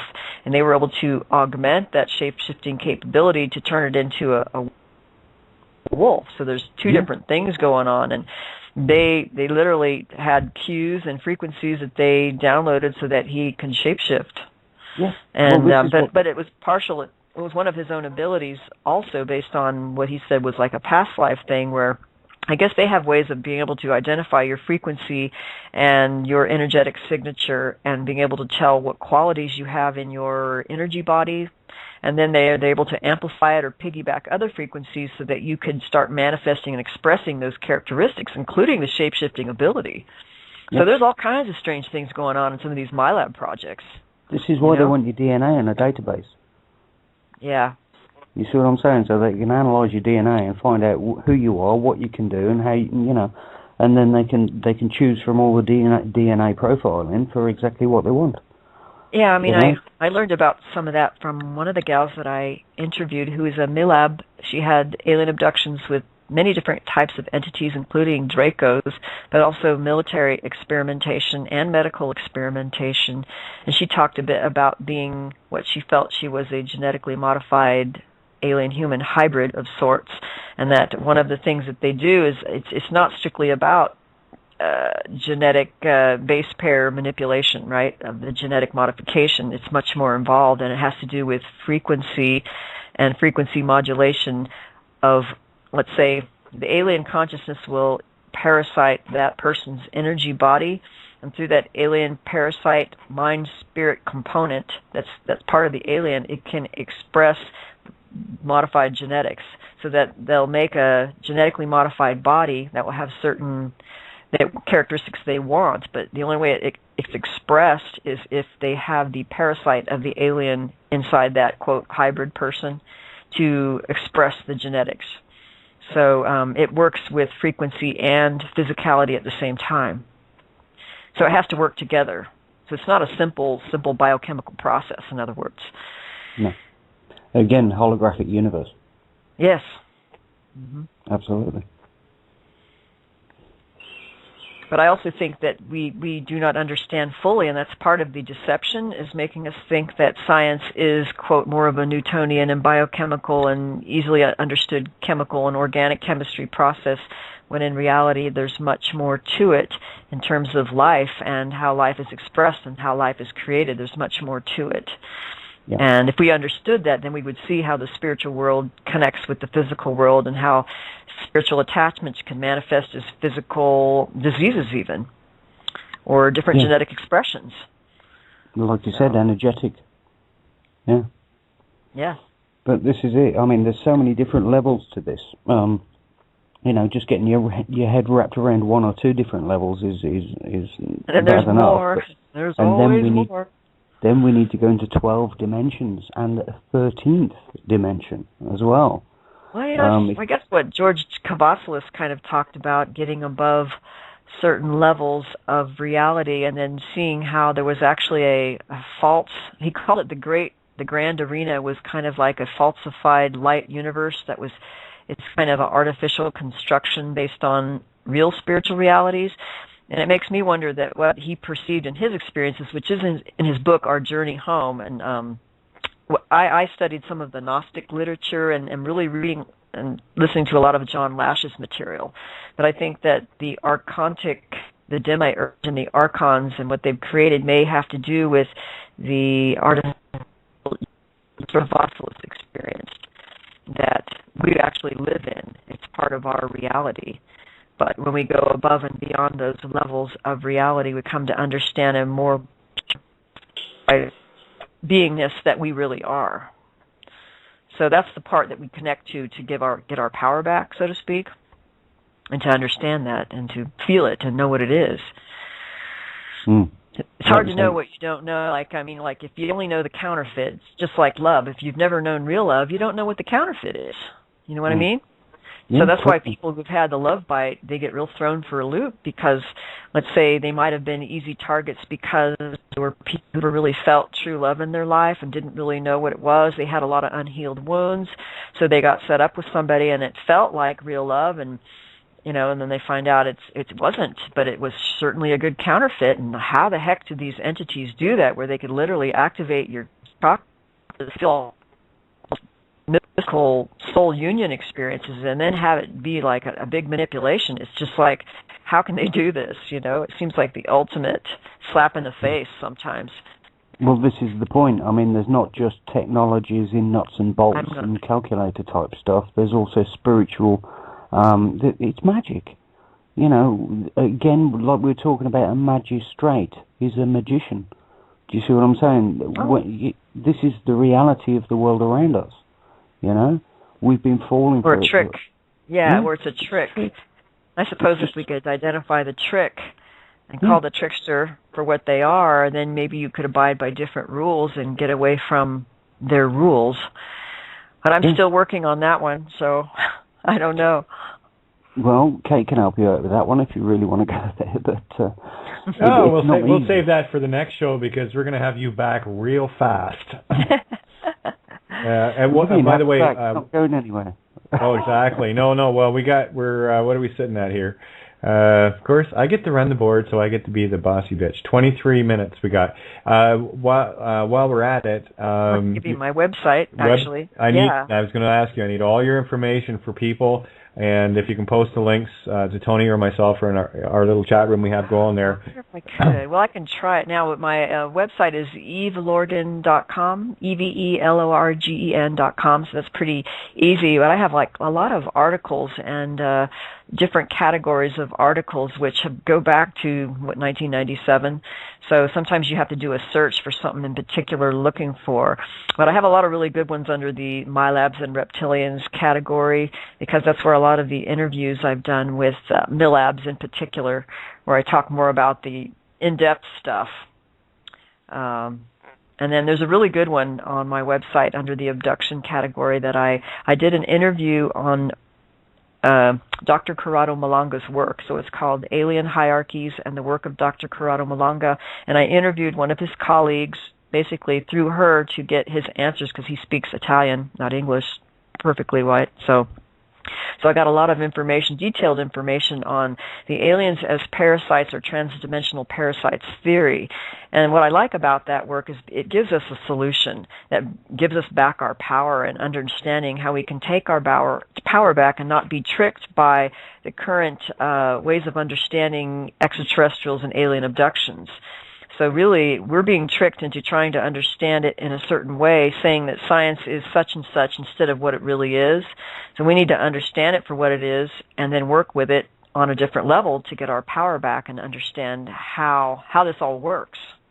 And I guess it's a slap in the face for some people, because they don't want to perceive ETs as being, these parasites, and they want to believe that they're good, and maybe, some of them are good, some of them are bad. So all I say is you have to test them, and you can't be stuck in what you really want to believe or what you're afraid of in order to have the pure perception of what really is happening. And we have to be at a place like spiritually to not be attached to wanting them to be your saviors or to be special or to be your guides or to have a whole business based on these positive ET channeled messages or whatever it is.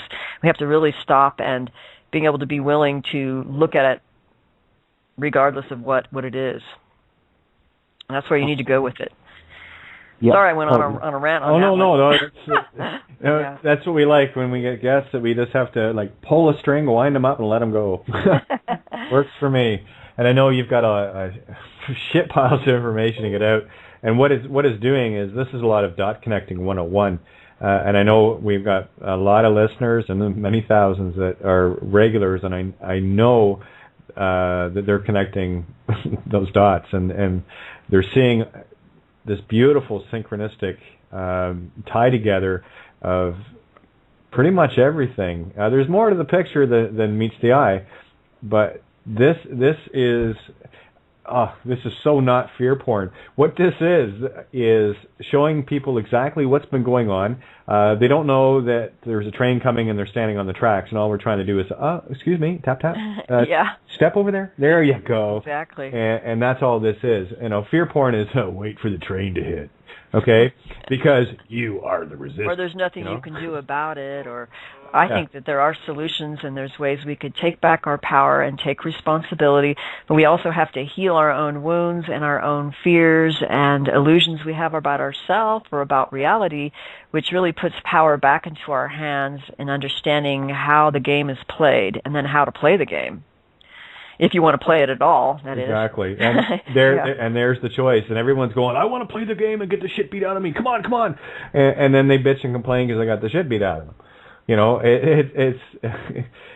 It's a snake eating its own ass. There is that beautiful circular that what we've decided to do is go, that tail doesn't taste very good, so I'm actually gonna move that tail back where it belongs, and I'm gonna move in this direction instead. Yeah. And as soon as people can come to terms with, one, everything that's happening to you is your fault. In some ways it is, and in some ways I've even questioned whether or not, things have been rigged. I've heard people say karma's being rigged. Certain people's souls are being recycled, and they're not going through the natural reincarnation, quote, whatever you call it, process, or people have been disrupted in their lives, and it feels so unfair at the time, and how did I allow this to happen? And sometimes you don't know, and you have to realize it in order to know how that happened. And I think a realization has to take place at some point. That's why I go to the extreme of saying everything is my fault. And yes, there are absolutely, until we can actually take full responsibility, we will still continue to crutch on things that others have done, interfering on that karmic level that you spoke of. So what I found for me was, okay, I know there's people screwing with me, but everything that I choose is my responsibility, is my fault, and I took myself to that level of responsibility acceptance, now I can look at the other things objectively and not use them as a victim crutch. So that's why I go to that extreme. And once you can clear that out, yeah, of course, there's other things hey, or the things that hit you at other levels or even higher levels, which, exactly. It seems like the game, it gets more and more difficult. It's like, I call it kind of like a shamanic initiation where you're being thrown things and you really don't know what it is. And you're left with nothing but the pure instinct that's deep within inside you to deal with this, whatever it is, and then understand it. Sometimes years later you don't realize what it was until you gain this wisdom through years of experience. And sometimes you don't know at the time what you're dealing with. And it takes time. At least it has in my life.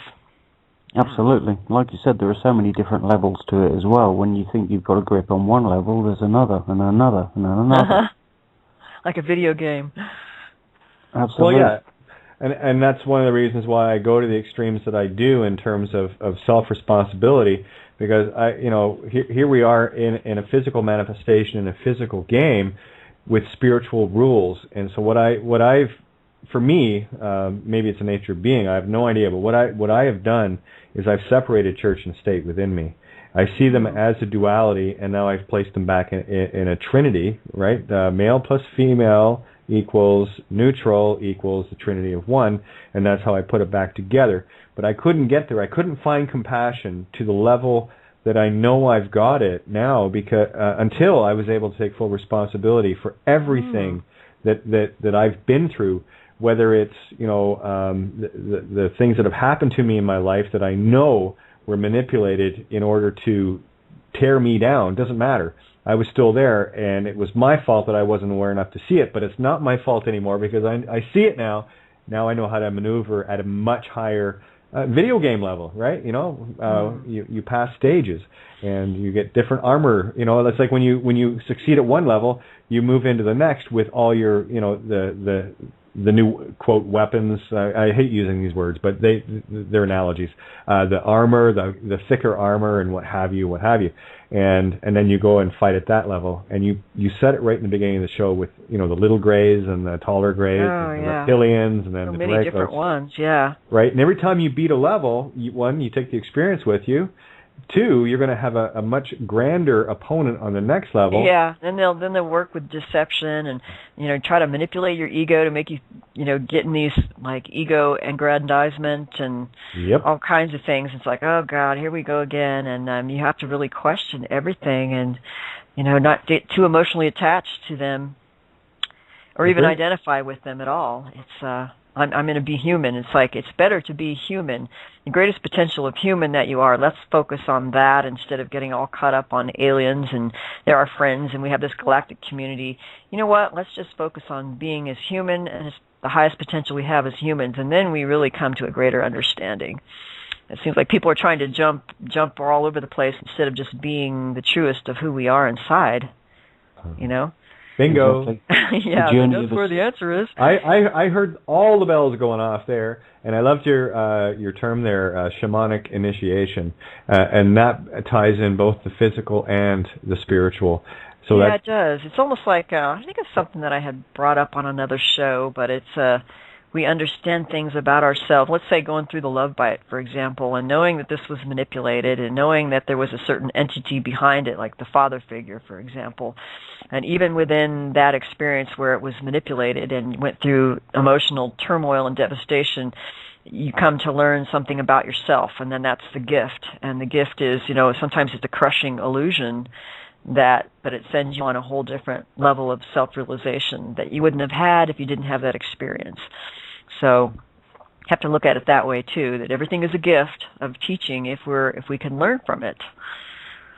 And this show tonight is an amazing gift if people have the eyes to see and ears to hear.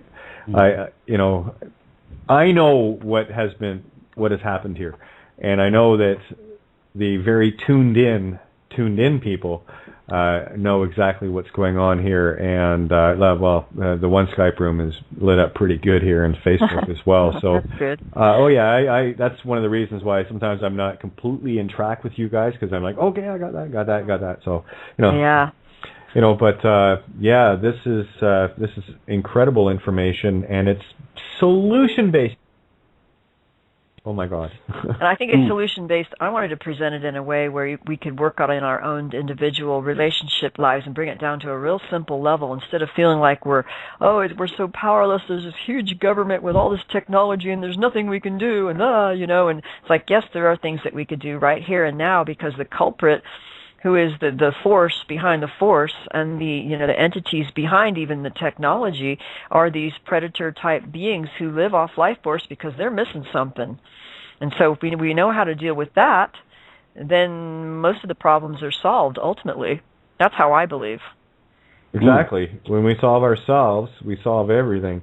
And the focus has to be there, and it is about knowing thyself. And a lot of that, when you were saying earlier about the entities that are so good at hiding their auras and whatever. It's amazing what they can do. It's like it really tests you in your own psychic ability. Once you think you have, clairvoyant perception, then they come and throw you one. You're like, oh my gosh, they're really good at this. For me, I left the thinking part of that behind, and everything with me now is that beautiful heart gut. Just, warning, Will Robinson, danger. It goes off, and it's like, oh, there's something around, right? And it's for me, it's an unconscious thing, but I know. Oh, that's good. At least you have it. One of the things I talked about in the Dark Side of Cupid was really learning how to identify what your red flags are to build your sensitivity to when you start running into these things who work by deception, by the way. So when you're working with a person or entity that works by deception, you're on a whole different ball game. That means you have to step up your perceptive abilities. But what we have is blind spots, and the blind spots are usually where we either have lack of experience and lack of knowledge or unhealed wounds of the heart. And that could be unresolved emotional traumas from abduction or relationship issues or family issues or whatever it is, but that really calls us to go back to heal those wounds and heal the heart and go through the heart to seal up those vulnerability windows that keep us blind and blind our perception. So it's all about expanding perception by healing the heart. And healing the heart, there's your biggest shield. That's love will conquer all. And when you get your shields up, that's your compassionate aspect. And this is not about leaving yourself open, right? No. This is about being open and in control of that openness. You're not just going, been down that road too many times now, and it's like, okay, Kate, when are you going to learn? Okay, I get it now. It's all good. It's amazing. Your heart. You can't leave yourself too vulnerable. No, you can't do that. That's not wise. And that's why I like the people who are all the super love and lighters, and they may leave themselves open through ignorance. And true perception means you have to be able to see things for what they are without desiring or fearing them to be one thing or another. That means pure perception means you let go of what you want or what you're fearing in order to perceive clearly, but you've got to heal the heart or you've got blind spots. Oh, I couldn't agree more. And that's it. This is about recovering those blind spots, those things that come and hit us upside the head from behind. And I like Tony was saying there, like countless hours of research, and never mind the research, it's the life experience that correlated with that research that has really been, the culmination. It's that there's that one little level up special power button that you get when you put that all together. And like with people right now, if you can, I'm not sure how much time we got left. I hate watching the clock just went too fast. It's like just over 8 minutes. Other ways that people can kind of we've covered it, but other ways that people can shield themselves about awareness.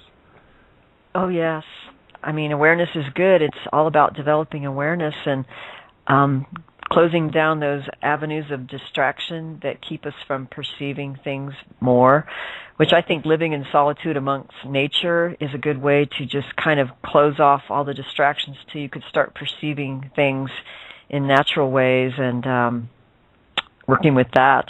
Although I did want to mention one thing about one of the liberation methods that Dr. Corrado Malanga designed that I do along with when I work with people, And it's called a color test, but it's really designed to learn how to identify your different components of being, the mind, spirit, and soul, and your body, of course, and having colors that are identified with each one of them, and then fusing them together and connecting them together, and then using kind of like a quantum physics analogy of expanding your presence of integrated being to the whole universe with the breath, and then coming back again into a point. But what you're basically doing, instead of fighting the aliens and destroying them and having that kind of attitude when we're deleting the alien interference, we work in ways to basically become invisible to them, where we just blip off their channel, and then they stop accessing us. So it's not a method where you kill them, you beat them down, or you destroy them. You work by changing your entire frequency so you blip off their screen. And so there's ways you can do this in visualization and with integrating with parts of yourself. And ultimately it should be realized. Eventually we will realize that, but there's ways we can do this within a hypnotherapeutic method. So yeah, absolutely. It's about understanding your own power. And you were talking there about the heart. The heart is the biggest electromagnetic generator that there is in the body. It is. I really believe that the heart, I'm a feeling person as a woman.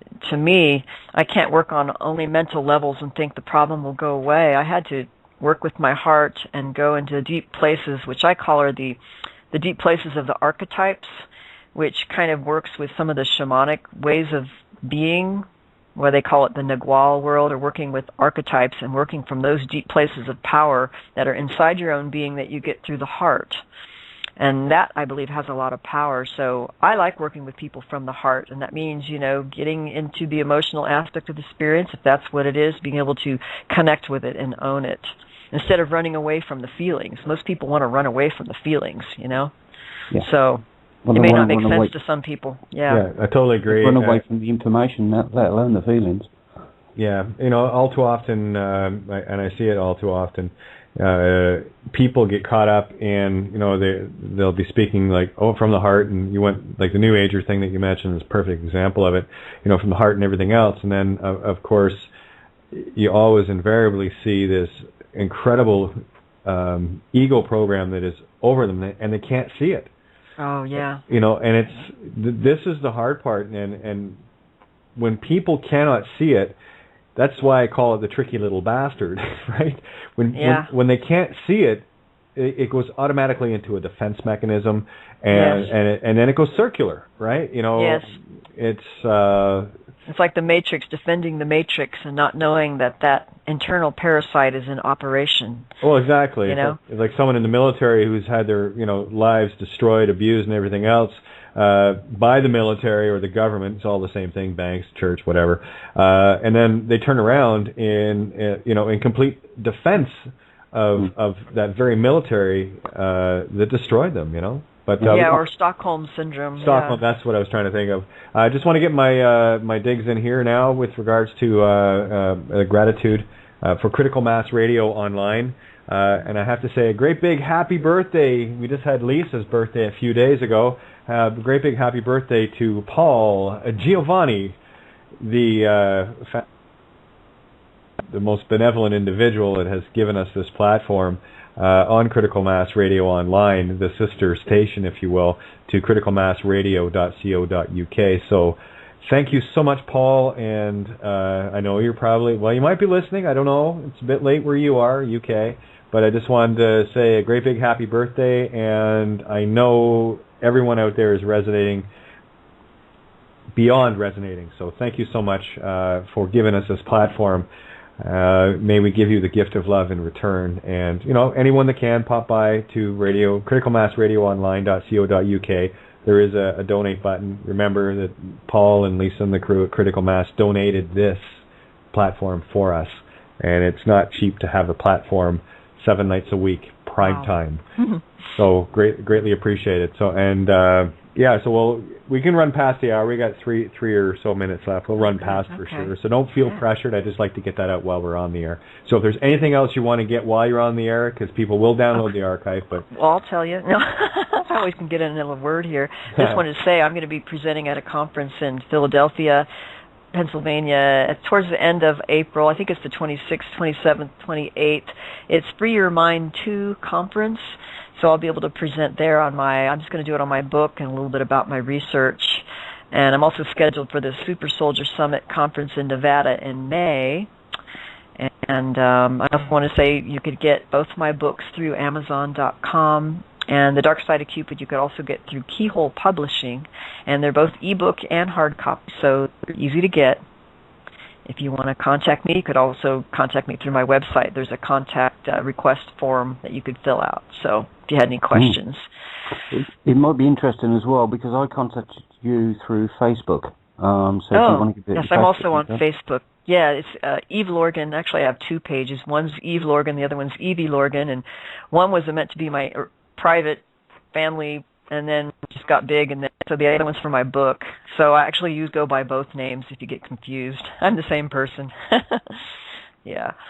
Excellent. Well, yeah, I mean, tons of really good stuff we've got out there tonight, Eve. I mean, it's absolutely been brilliant.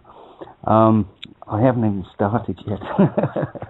I would love to go into lots of different aspects of lots of different areas that we've touched on tonight in great amounts of detail, but I don't think we've got a week, so we're going to have to do it in bits and bytes, but it's been some incredible stuff that we've gone into. And, I appreciate it, yeah. Yes, snap, absolutely. It's such a pleasure to have somebody that gets the depth and the magnitude and the enormity of the program that we're looking at here. It's big. It is big when you think about it. Absolutely huge. It's the entire... I'll tell you what we're looking at here, right? Okay. The way I'm looking at this, it's the completion of the human race. Yes. Because if we get this, right, the things that we've been saying on this show tonight, if we can actually grasp the magnitude of what we're saying, we've got one of the last fundamental clues that we had to get in order to become fully conscious human beings again. The aspect of trickery. Yes. If you allow yourself to be tricked in any way, shape or form, you are going to get parasited. And if you're parasited, that's what you're going to get. And that's the point. When we can get that when we can get that information over to enough people, that I believe is the one that takes us all the way. Yeah. Because, if we learn not to be tricked anymore, then the aliens aren't going to be tricky. People are going to trick you. This is the point. This is why the leopard's got spots. So it must be the lesson. Camouflage. Yeah, part of the human condition is deception. It's nature. This is the point. We need to respect nature. We need to respect that nature is there and what nature is. We need to look at nature as the model. And then when we look at nature as a model, we see the universal laws. When we see the universal laws, we see the truth. If I hold something out and let it go, it falls to the floor.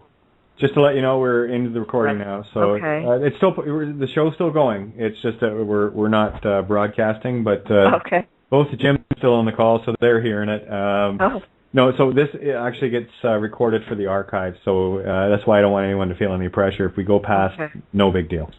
So carry on, guys. You tell me when you want to end it. Okay. Yep. I'll just let you finish what you're going to say. Yeah. Yeah. But that was the key point, really. I mean, the situation is, if you allow yourself to be tricked, you're probably going to be tricked. And if you're tricked, it's your own fault. It's nobody else's. If you pick something up and hold it out at arm's length and let it go, it hits the floor. Right? That's a universal law. An apple falls from the tree. Yeah. There's nothing going to stop that unless you put your hand out and catch it or something else and interfere with that process. And it's the same as why a leopard's got spots or a dolphin's dolphin colour on the top and white under the bottom. It's a fundamental law. And it's that fundamental law that's allowed us to have to experience this to the degree we've had to experience it in order to learn to look at the lesson. If you allow your children to be vaccinated, well, you're giving up your responsibility. Gosh. I know, this is the point, but we go into all areas here. If you haven't taken on the responsibility of a parent and looked into what's in the vaccines in the first place, you've acquiesced your responsibility. Okay, well I was going to say, again, don't miss the key point here. They couldn't get us on a spiritual, so they've had to resort to physical, changing of the DNA. Oh, yeah. Many different levels. So for me, when they have to go physical, that's a total fucking fail. Yeah. Yeah. But it's the point. We've already got them. I know what you're saying, Tony, but I'm again, this is going into people's, psyches, into the consciousness. I want people to be aware of that. I believe it's the archontic control of the inorganic form of life that, like these entities that get us through technology and eventually try to take control of our physical environment to enslave the soul energy itself. This is where we have to, stand up and say no more. I think that we have to highly value what we have inside ourselves and use that power before it's no longer there. I mean, it's eating us up like a Pac-Man, and we have to learn how to turn off that game. Exactly. Well, yeah, again, and when you talk vaccinations and GMO and all the rest of it, I say take the win. Take the win on it, because that's what they've had to resort to, because they can't beat us on the spiritual. We've already won that. So this is why when I, people talk about chips and all the rest of the shit that goes on, for me that's all fear porn, and this is the actual level that they have to resort to now to get to us at all. Yes. And it's a victory of victories. Yeah, and I've often used the analogy of, with what we're dealing with, because there's so much deception and control and domination, it's like waking up and realizing you've been sleeping with the enemy. And a woman who's been in a battered marriage, what does she do when she knows she's sleeping with the enemy? And direct confrontation leads to maybe sometimes a worse situation. So she has to plan for years, leave in stealth, and do some passive resistance until she can get free.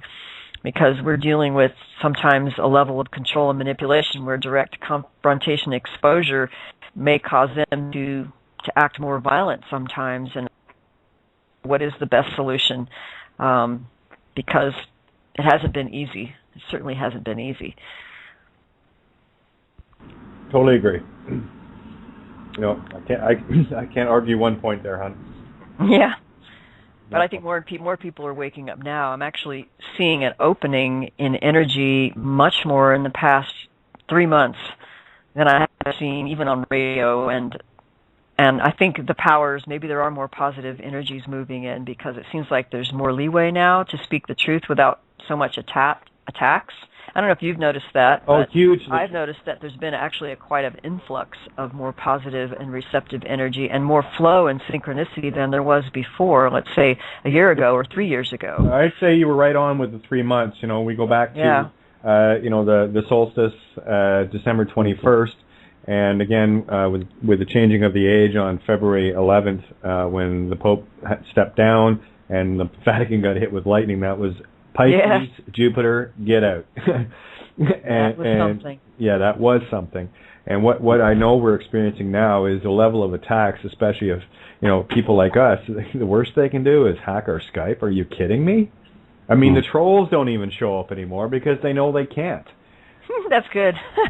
So I mean, look tonight, not one hack tonight. Last night, same thing. And this is the kind of stuff that needs to get out there. And not one glitch, and that to me is beyond incredible. And the reason why I always turn back on anytime we bring up GMO or vaccinations, these are trigger words. Yeah, we know what they mean. We know what they mean. We know what they are. They are fucking powerless, useless, physical level garbage toys, and they need to be treated as such. But people out there don't know that for the most part, and this is why we got to bring this frequency up. They're powerless. Mind over matter. The minute you take any consideration onto anything on the physical realm, you lose. That's how it works. Like I said, I'm the true Gemini. I hang out in the ether, right? So you want to win this game, you ain't going to win it in the physical. Not a chance. And there's going to be a lot of people that'll willy-nilly walk in to get vaccinations, willy-nilly walk in to get their kids chipped, and willy-nilly do this, that, and the other, thinking they're doing the right thing. But here's the good news. There's a vast majority of people starting to awaken to the consciousness. They don't have a choice. It's called the law of dominant frequencies. They don't have a choice.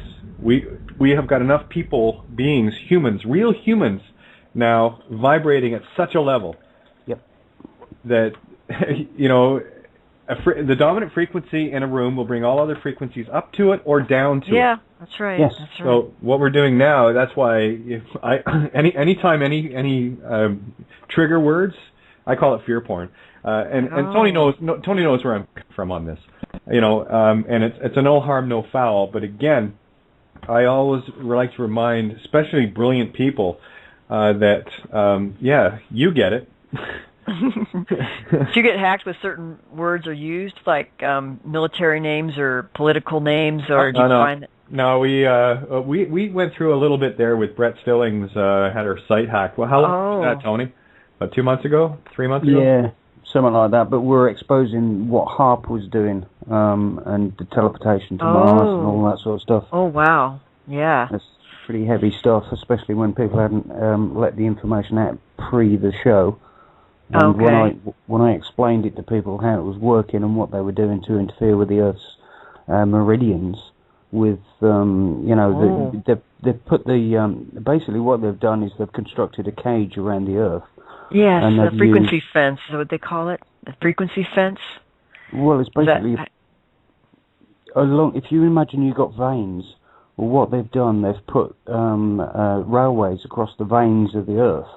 And they're hitting them with frequencies to change the consciousness of the Earth. Oh, goodness. Yeah. And it's pretty serious stuff.